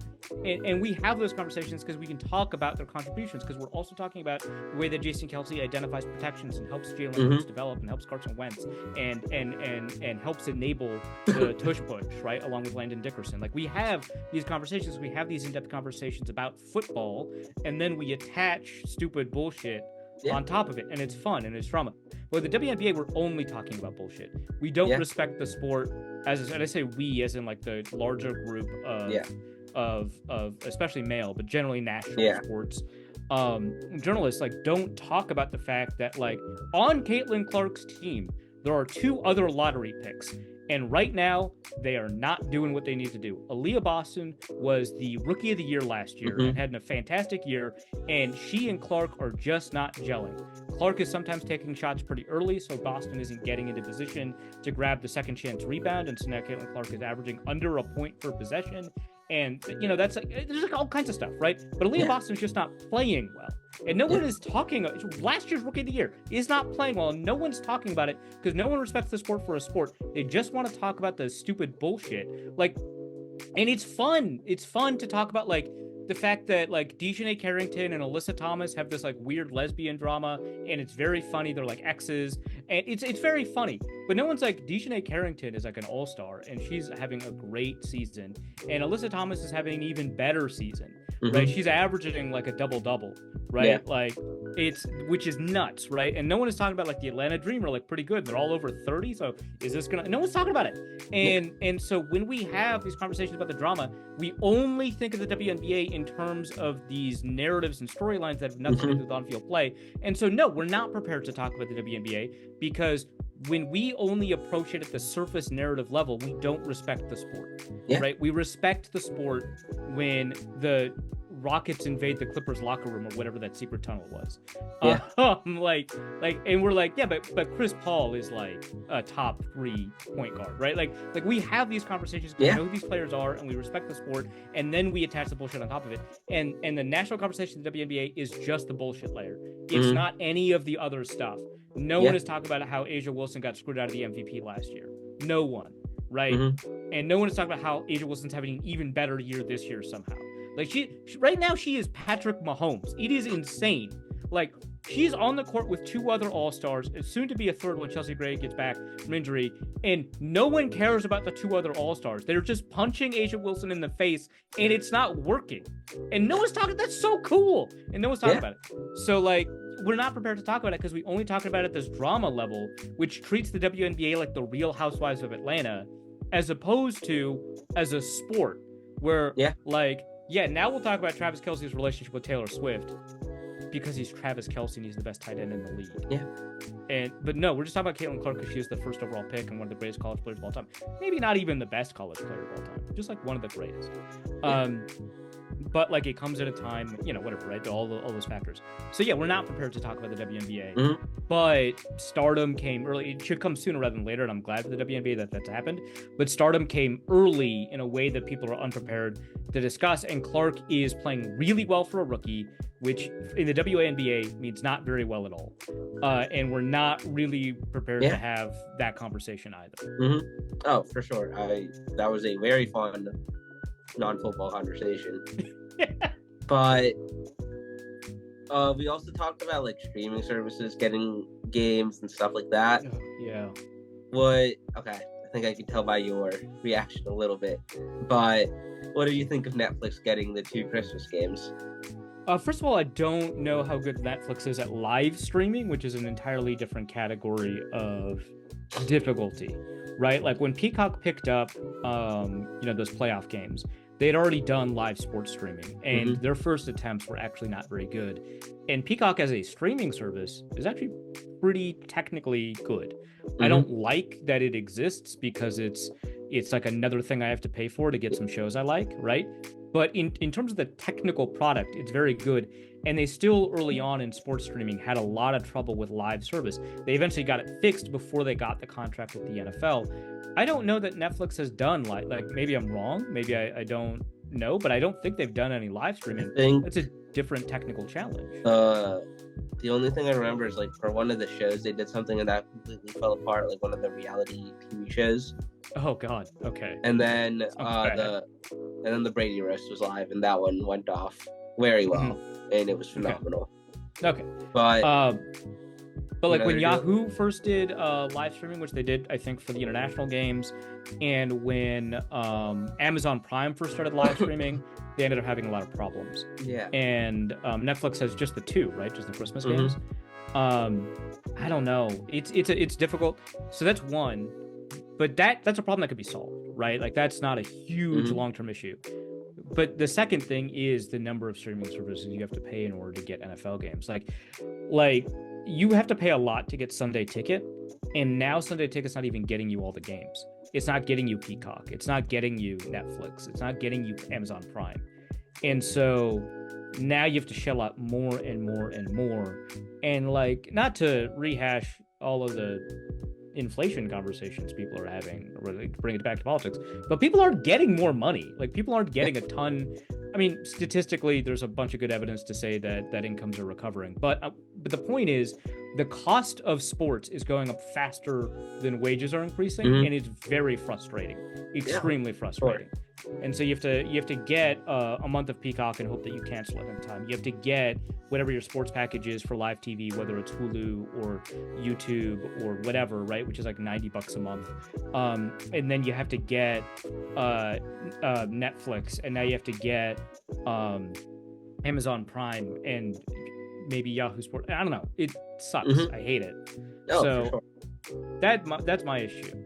Is that it's crafting a more and more expensive experience for sports fans, and in ways where they don't really get a lot of heads up. Like, it's like they announce it that year. Like when Amazon got the Thursday Night Football contract, we learned that year, and we're like, oh, we gotta okay. And with Prime, it's like a little bit less of a problem because like a bunch of people have Prime, and with Netflix, like a bunch of people have Netflix, but fewer than people have Prime. And it gets announced this year, and it's just like, Jesus, man, I just want to watch ball. What's going on? Yeah. I just want to have one. I tune in, and there it is. The consumer in me hates it because, as you said, like, you know, you have to pay more, and you also have to just like keep track of like which games. You have to find it. Yeah. And then I know there's actually, by the way, one of my problems with the WNBA right now is I have to keep finding the games. Okay, the NFL, I'm sorry, I'm going to be condescending to the WNBA for once. I've been respecting it as a sport for like half an hour. You're not the NFL. You can't do the stuff that we're about to complain about. You can't have like a game on Amazon Prime, which they did today, by the way.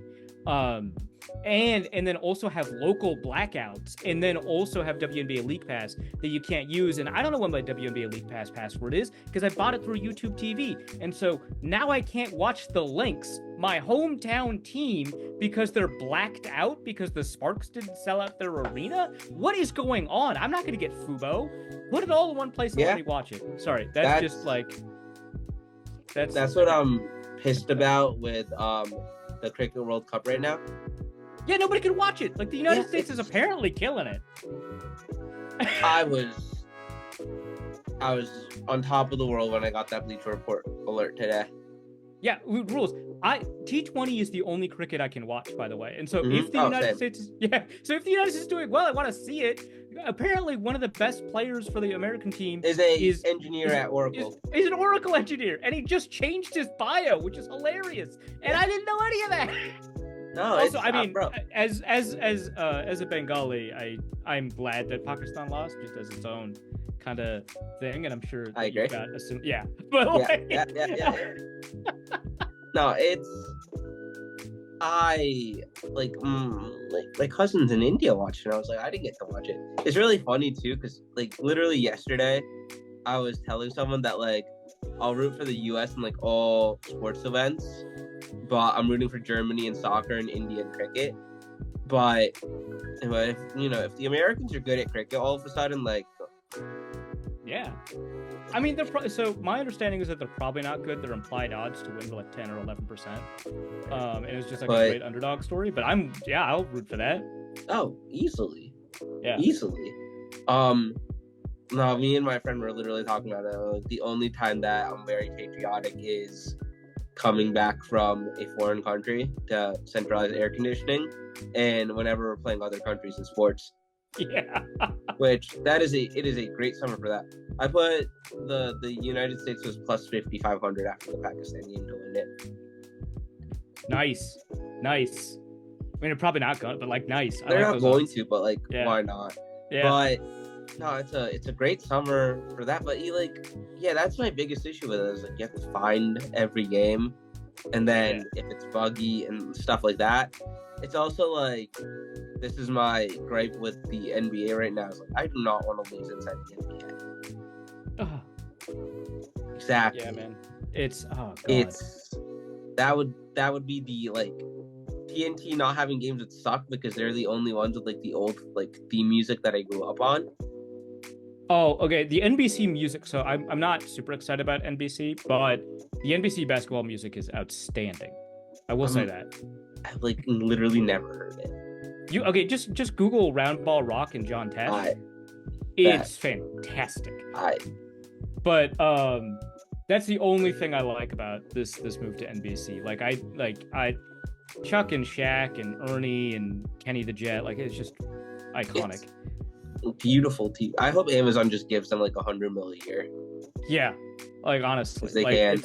Yeah, they can, and honestly, they're kind of worth it. So the issue there is actually kind of the same problem of like corporate malfeasance. So that's a David Zaslav problem. I don't know if you've heard about this. Well, I've seen the... Okay, great. I've seen the quote. But yeah, so it's exactly like all these top level executives that are ruining entertainment for the rest of us did it again. I'm not even that mad at Silver after seeing the Zaslav quote. But like, I'm still upset because you can't just let interpersonal beef like ruin a product for you. Like that's like irresponsible. But at least I get it now. But like, yeah, I mean, this is like when HBO Max fully produces like an actually good Scooby-Doo show instead of the one that they put out. Not that like cartoons are that important to me, but it's like Scooby-Doo, right? Yeah. And then they cut it. They just like can it. And then they put out the shitty show that no one likes. And it's really funny because like the right wing thinks it's too woke and leftist, and the leftists think it's like too like conservative, and it's like it just sucks. Like the real issue is that it sucks. That's not to cut you off, but like that's another huge issue that I have right now in our country. Everything boils down to that, and I'm like, well, first of all, if you are still going to vote for the Republican candidate, you should get your brain checked out. Second of all, I don't need a political think piece about a basketball game. Like, just let me watch sports in peace. People watch sports to get away from that bullshit. Well, I mean, I am a political writer, right? Like, I do still write about politics and football. I think but I do your like political like sports like combination writing that I've read, I think that is handled beautifully, as it should be. But I'm more so talking about like Twitter and Instagram comments. Well, yeah, and so my issue primarily is that people, and I have a huge bias. I'm a committed leftist, right? But my issue is that primarily people will see something they don't like, and then fit it into their boutique political lens, right? And it's like sometimes it just doesn't make sense, right? Like I do think that some of the politics of Velma, which is the Scooby-Doo show that I'm talking about, some of those politics are conservative, some of those politics are liberal. Like there's like a committed, and I think leftists would want to distinguish themselves from liberal. I just want to point that out. But there's a committed representation, leftists would call it tokenization, a committed thing to representation, and they want to highlight diversity in casting, and they want to highlight mental health issues. And the thing is, they suck at writing, so it kind of doesn't matter. But they also like have a very conservative like the values that they espouse. And the thing is, I don't care. Like I can enjoy stuff that doesn't have my politics, right? Like if I really wanted to break it down, Band of Brothers is probably ultimately a conservative show. And not just because it has the military, but because the underlying values are probably conservative. That's fine. It's one of the greatest shows I've ever seen. I'll talk about it later. I'll be like, hey, so here's some of the issues I have with the way it does these politics. But I can enjoy it and not say that the reason it's good or bad is because of its politics, right? Yeah. And so that's like the issue, right? Like, and I think you're right. This happens most often on Twitter. It happens a lot in Tumblr too, but I don't use Tumblr, so it doesn't affect me. But like, and I'm sure it happens on Instagram. I don't know. But like, yeah, like a lot of people see a thing that they don't like, and they're like, oh, that's conservative. And it's like, I don't know, maybe that's not the reason it's bad. I own every Tom Clancy book ever written. There you go. That guy is like a neocon, and he's a good writer. He is a phenomenal writer. It was like literally, I have every book in print or on my Kindle. and like there's been some accidental overlap in there. And like and like by the way, Tom Clancy tried to buy the Minnesota Vikings and almost succeeded. There's a whole story about it. He just like didn't have quite enough, but he actually has a lot more money than people realize. They're still writing books to this day. I bought a new one on Sunday. Yeah, well, I mean, most of it's through, I mean, obviously the books are very successful and that helps. Most of it's through licensing his books to other medium, like film and obviously video games, like the Rainbow Six series. But I've never watched the Clear and Present Danger movie because I haven't read that book yet. But the Sum of All Fears is one of my favorite movies of all time, with baby Ben Affleck and Morgan Freeman. And the Hunt for Red October and Patriot Games are phenomenal movies. The only thing that bothers me is the casting in Patriot Games. Yeah. But because now I don't know if you're still reading Clancy's that are coming out. I haven't read any new Clancy's in a while. Okay. So basically what's happened now, and this is phenomenal. This is only our second time talking to each other. This is great nerd conversation. But basically Jack Ryan Jr., who was born at the end of Patriot Games, works for this organization called The Campus, which is an off-the-books organization run by John Clark and a former U.S. senator. And before Jack Ryan left before his first term ended, he gave them 100 signed blank presidential pardons so they could do whatever they wanted. And they operate as an off-the-books intelligence agency.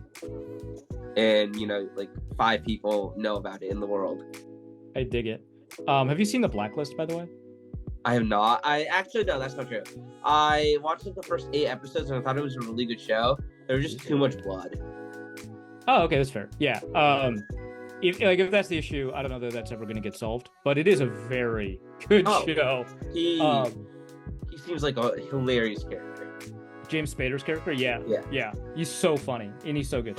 But yeah, so like Jack Ryan is actually a really great example of this. I really liked season 1 of Jack Ryan, and I think it's probably racist.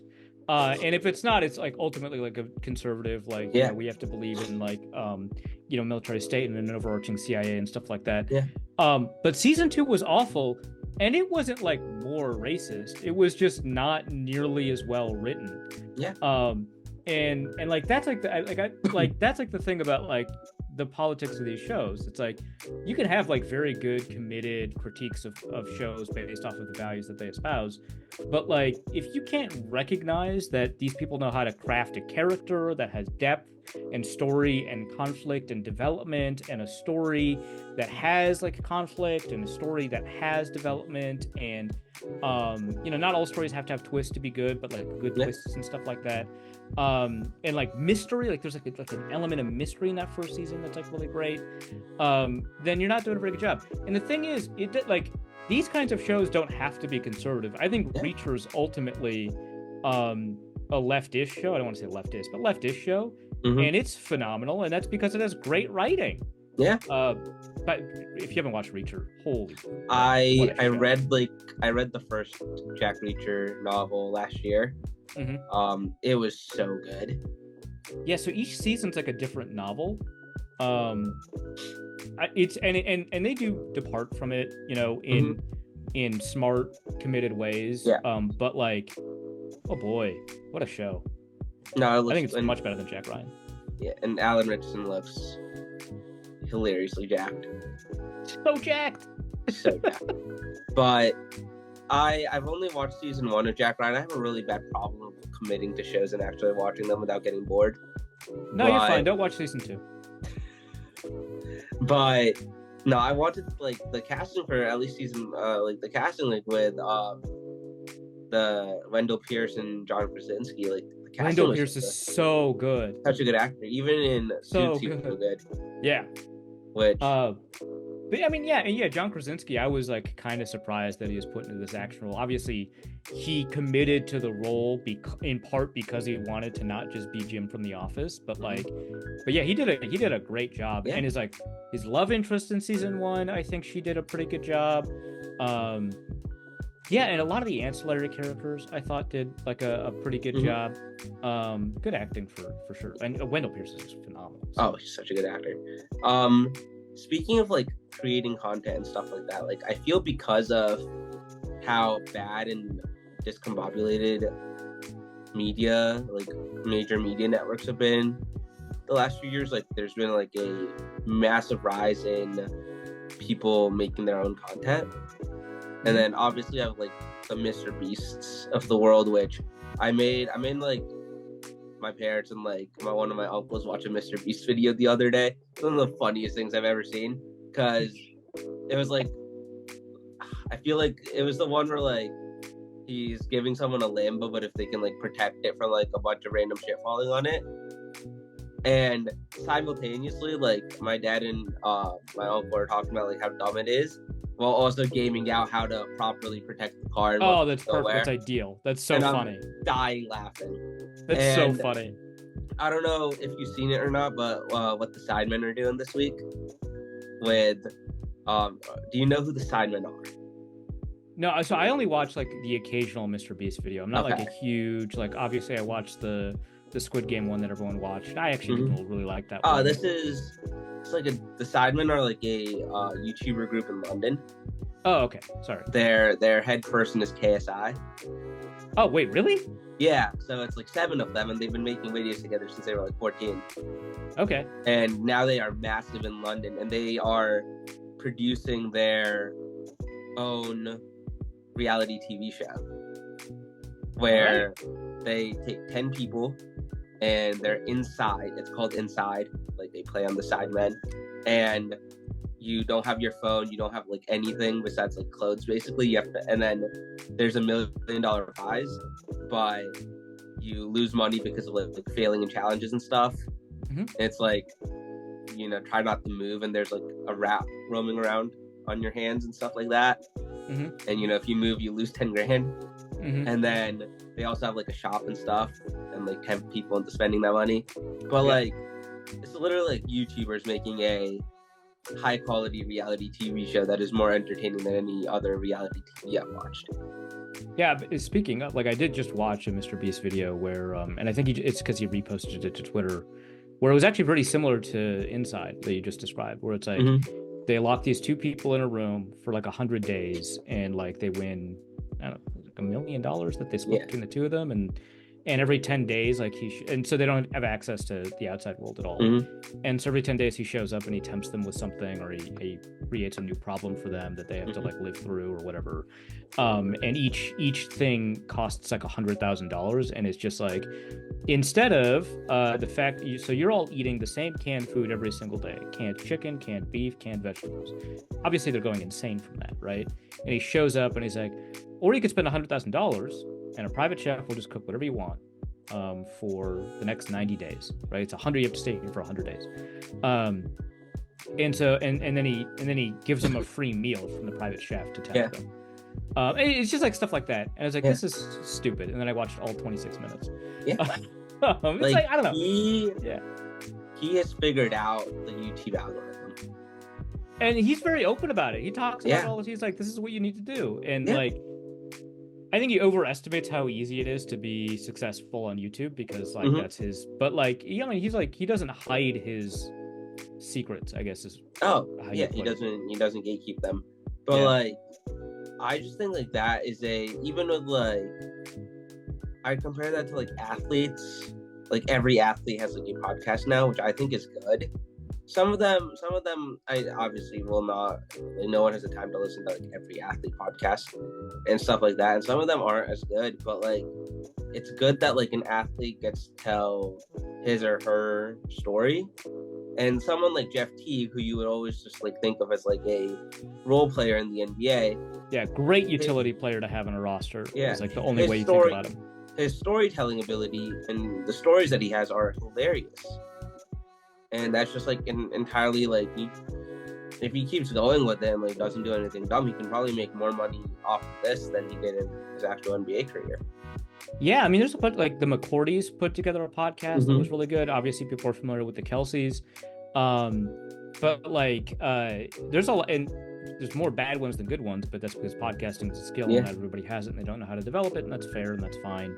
But you have, let's say, 20 athletes in a sport, when they all decide to start their own podcast, one or two of them are probably going to end up being quite good. And unique, because not a ton of people have access to what it's like to play in the NBA or tell the stories that they tell. Because the Crowder and Clark, I think it's on HBO, their podcast, Ryan Clark. The Pivot. Yeah, the Pivot. I mean, that's really good. It's really phenomenal. Good. And Ryan Clark has media training, so it's not like just throw a guy in there. But yeah, I mean, I really like it a lot. And so, like, to get to the kind of the deeper point here, which is that, like, content creation is not gate-kept. Anyone can create content. I think it's really cool. My primary concern is that the one benefit, and I don't really like giving, corporations the benefit of the doubt, but the one benefit is that you get, like, stability and health insurance. And independent content creation doesn't come with that. I'm experiencing that right now. Independent content creation doesn't come with stability, and so it's, like, very difficult without, like, a strong social safety net. One thing I've noticed, because I consume a ton of YouTube, one thing I've noticed is that a disproportionate number of popular YouTubers are Canadian. And I think one of several reasons, but one huge reason is because they don't have to worry about healthcare. And so they can more easily say, oh, I'm going to make this, I'm going to invest more time in this, or I'm going to make this my job, or I'm going to go from full-time to part-time at my current job so I can invest more time here. Because not everyone's going to be like Marquez Brownlee, right? And start their own American company focused on YouTube content. But, like, there's a disproportionate number of Canadians, and I think universal healthcare plays a pretty significant role in that. And to bring everything back to politics, right? But, like, I do think that it would be so cool if we could more easily democratize content in a way where people don't feel like they're struggling in order to do it, because there's so many great storytellers, so many good stories to tell, so many unique ways of thinking that we don't get access to because people don't feel comfortable with content creation. And I think we're getting closer and closer to more and more people being willing to do that. Obviously, people have said, like, oh, when you talk to third graders about what their dream job is, it's no longer like astronaut or fireman, it's YouTuber, and they say it like they're terrified of it. And I get why you would be uncomfortable with that, but, like, I don't know why we want third graders to aspire to be astronauts. No one's effing going into space. I don't mind, like, people wanting to go through the process of becoming an astronaut, because that means they have to become scientists and mathematicians, and then they probably have to go to the military, which I don't love. But, like, they have to do all these things, and it's not like it's bad that we've got firemen, right? Like, it's good that we have that. But I think it's really cool that people want to tell stories and be expressive, and it's fine to have a society that is aspirational artists, but we don't make it easy. And I would love to make it easy. No, I get that. Have you ever watched Jetlag? Oh, is that the Wendover? Yeah. I haven't watched any of it. I just love Wendover, and he advertised it. I'm like, ooh, I should watch that, and I never got around to it. I think it's only a Nebula, which I do have, but I just haven't. No, it's on YouTube too. Okay, right. They just the episodes get posted a week earlier on Nebula. Nebula, by the way, fantastic. It's $20 for the whole year. Such a good idea. Yeah, great deal. And good idea. Content is so good. It's outstanding. So good. Plus, so you don't have to deal with, like, because a lot of YouTubers that do media analysis can't put their copyrighted, even though it's fair use, it's too expensive to fight copyright claims. But they don't have to worry about that with Nebula, because Nebula protects them from fair use claims. They independently fund projects like I was able to watch Philosophy Tube. I was able to watch The Prince in person in London. This just happened to be around the same time as one of the London games. And so, yeah, I was able to. And I have a friend who's a friend of hers, and they were able to get me tickets, which was, like, really nice. Oh, that's cool. Yeah, and she was awesome. And the other person, the lead, I think her name is Mary Maloney, has now begun her own acting career. But the reason that took off is because Nebula was willing to fund a movie production, essentially. I mean, I think it's just a play, but with movie, on Nebula, and allows Abigail Thorne, Philosophy Tube, to own the rights to it, which is, like, you never see that. Like, Netflix doesn't do that, Amazon Prime doesn't do that. But, like, there's exclusive content there. Lindsay Ellis only posts there now. and as the creators wanted, the content there's the original content, and there's also extra content you don't get on YouTube. Anyway, it's only $20 for a whole year. No, it's great. Like, good. Wendover and Real Life Lore was like my staple content for like 2 months, and it was so fun. But jet lag is literally one of like the coolest things that I've ever watched in my entire life. Okay, so the premise is what they race or they play tag? No. So it's a different game every time. Oh, really? Okay, great. The first ever season was just like a bit of a trial run on Nebula, so I won't count that. But like the first season on YouTube and everything, they played Connect 4 with the Western U.S. states. So you have to go to like the state capital, do a challenge to claim it, and it's like 4 days. The one that they played Capture the Flag in Japan using like the Tokyo subway system or train system. That's so cool. They did the first season that I watched was their 4th season, where they started in New York and it was a race to see who could go to the most states in 4 days. So like you have to go to a state, you have to do a challenge to claim it, but if the other team gets like 2 states that border it, they can try to steal it with a challenge. Oh, fun. Okay. It's hilariously good content. They played tag in Europe twice. Okay, that might be where I got that idea. That's so cool. That kind of reminds me of, I don't know how much you watch or if you watch Linus Tech Tips, but they used to do a series called Scrapyard Wars where they tried to build a computer under a particular budget, and whoever performs the best in a series of performance tests does really well. And they have these rules like you can't, let people know that you're from Linus Tech Tips, which were a fairly famous or popular YouTube channel. And if there's any indication that the buyer that you're buying from, because like the easiest way to do this is through the used market like Craigslist, if there's any indication that the buyer you're buying from is giving you a discount and they know who you are, that thing is disqualified and you can't use that item. That's so cool. Yeah, and they impose a new challenge every season. They haven't done it for a couple of years now. But they have like 7 seasons of Scrapyard Wars. And it's like one season is like you can only use Craigslist, or one season is you can only, do this, that, or the other thing. Or one season they have to like make their own cooling system. Like you could build a computer under $1,000, but you can't buy like the cooler, so you have to make it yourself, which is crazy stuff. What I want to do when I start making money off of like videos like this, or just, get a job in general and have funding, is I want to like go to a place and I want to like use different AIs and like be like, okay, what should I do here for like 6 hours today? And use like a different one and then test it out and then like rate them. Let's say like the Bing AI and then like the generic Chat GPT and then like Google Bard or whatever. And... I think it's called Gemini now. Oh right, yeah, because Bard was so bad. That's right. But no, it's like can I just rant for like one other second about why did Microsoft retire the Cortana brand to do the Bing AI? You should have just made Cortana the AI. This has nothing to do with like capitalism or AI. It's just bad. Cortana was fantastic as an idea. Yeah, and then because it was always better than Siri. Yeah, and then now it's what, Copilot? Yeah, it's Copilot, and then they're also going to do this super weird recall thing. Yeah, they are. Which I know that like Opera has their own AI thing too, which I've heard a lot of positive things about, but I haven't. No, like speaking of the podcast and the athletes, like the LeBron and JJ podcast. Yeah, is that good? I haven't actually listened to it. Oh, it's phenomenal. It's definitely like a watching podcast, not like a listening to as much. That's like, fair. Yeah, they diagram plays and stuff, but like it's pure like basketball nerdism. That rules. May or may not be a public coaching interview. Who knows? But yeah, this is a sidebar, and like we'll probably wrap up soon because it's almost 12 here. But like, again, if Dan Hurley is the coach of the Lakers, I'm going to be so happy. I'm going to be so happy. That rules. It would be hilarious. I woke up and saw that on my phone today, and I was like, I fully thought it was a Ballsack Sports tweet.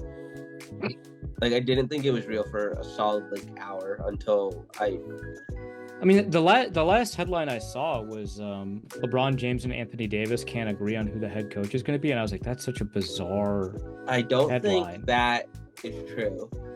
Well, I know it's just a random headline, so No, it might not have been true at all. But like, it was just like such a weird thing to read in the morning. Oh, for sure. I don't think that. I think they're being consulted, but like they're not like dominating it in a way and like controlling the head coaching search. Right. That's why I thought it was like a weird headline. Oh, for sure. Like not up to them. Yeah, exactly. And then because like the Lakers are one of the few teams where like the Russell Westbrook trade happened solely because LeBron and AD wanted it to. Like Rob Pelinka didn't really want to do that. Mm-hmm. But other than that, like they take care of their stars. Like they gave Kobe like a bag right after the Achilles tear to make sure that he retired a Laker. But they like don't capitulate to every demand that's made, which is much different. I mean, it's also because like the Lakers, like everybody that's in the jersey swap usually ends up there. But I think that the last thing that Woj said right before game one was that Van Hurley's flying to LA right now with his agent to meet with them tomorrow. Sounds like fun. So I really hope that like tomorrow night we sign him, because the Celtics blew out the Mavs, and that's really making me sad.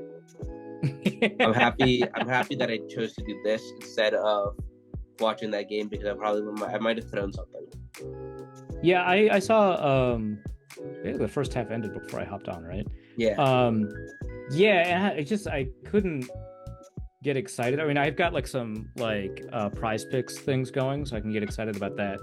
But I just can't get excited about that, man. Like I have a friend who was like, "Go Celtics," and I was like, "Meteor?" Like I can't like I can't get behind this finals. Yeah, I mean, I guess it's because Dallas beat Minnesota. I mean, I don't have like a huge like grudge about it. It's not like when the Eagles beat the Vikings, right? Like, because I mean, the biggest issue with that was the way fans acted afterwards. I don't have a huge issue with Dallas beating, because it's like at some point it's just like, well, Minnesota just didn't get the job done. I can't be that mad about Dallas. Like, oh, Luka went off and Kyrie had his best playoff series in a long time. Like, yeah, okay, great. So it's not even just that. It's just like Luka's fun, but there's not like the play style is not crazy interesting to me from either the Celtics or the Dallas or the Mavericks. And like the last time I cheered for a non-Timberwolves team, it was because Curry was hitting logo threes. It has to be fun. Oh, for sure. Luka's my favorite non-Laker in the league. Anthony Edwards is probably second now. But I don't want to see him get a ring, and I don't. My thing has always been, because like the Lakers and the Celtics have been like competing for like the last 4 or 5 years. My thing has always been that I want them to play each other to see who gets the 18th ring first, because I think that makes cool. sense. I get but it. Also, Celtics fans are insufferable, and I hope that they cry they're crying in like a week or two when they lose. Go Mavericks. Thank you. Appreciate it. They played all out. They had like 90 points when like starters were getting subbed out, but it's fine. Woj just wrote his article about Van Hurley. This is a dumb question, and I just think it's funny. But like, how many hours a night do you think like Rapshi, Schefter, Shams, and Woj sleep? I mean, probably like 4. I think is probably where.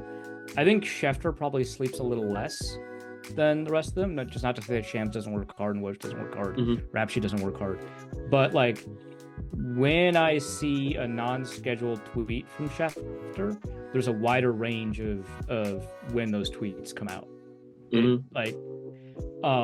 Plus, like Schefter has a better infrastructure around him to allow him to not care about like worldly needs, right? Because like he was the first one of these guys to get ESPN to drive him to work.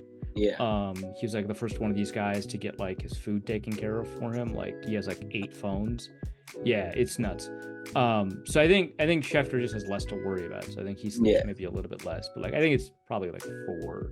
Oh, because like in the season, like Ian's like so and so like backup left tackle was inactive today. And literally one time, I literally like replied, I'm like, Ian, just go to bed, dude. Yeah. Just sleep for a little bit more. It's Saturday night. Go to bed. But don't worry about it. It's a backup left tackle. Don't worry about it. Exactly. I think we'll all survive if you just tweak this out like 8 a.m. instead. Yeah. But yeah, dude, this is both times that we've talked have been hilarious. I feel like this one was a teensy bit more unhinged, which is fun. Sure. But thank you for coming on. I hope we can do this again soon. Oh yeah, man, I had a ton of fun. Giants Vikings play each other week 1. I just remember that. Oh yeah, for sure. We're wearing the throwback uniforms week 1. That's right, you are. Yeah, I saw that. It would be funny if y'all all liked. That would be funny. I think it's only scheduled for the late season Monday night against the Bears. That makes sense. Yeah. I saw someone tweet about the uniforms, like, oh, and they won't be able to tackle the Vikings players if it snows, and I'm like, you are aware that they play in the snow, right? Maybe everybody should have to pass a basic common sense test to tweet. That would make life a lot easier. I mean, that'd be nice, but then we wouldn't have that many users on Twitter. It'd be unfortunate. Yeah, I know. The owner of the app wouldn't. My Twitter bio is literally higher SAT score than Elon Musk, because I have the Walter Isaacson book, because I think Walter Isaacson is awesome, and Elon got a 1400, or he got a 1300. I got a 1340. So you only got a 1300? Man, he's pretty big for his britches for 1300. I know. I literally told my parents, I'm like, you guys complained about a 1340. Look at that richest guy in the world, smarter than him. I took the test back when there was like 3 components, and so you had to add the writing and the verbal and the math. But translating it down, I got like a 1540 or something like that. Shit. It was really good. Yeah. Sick. Yeah. And then I didn't graduate college, so. There are people that have graduated college that, I don't think can string more than 3 sentences together. So, and then, they get to go back to college and give commencement speeches.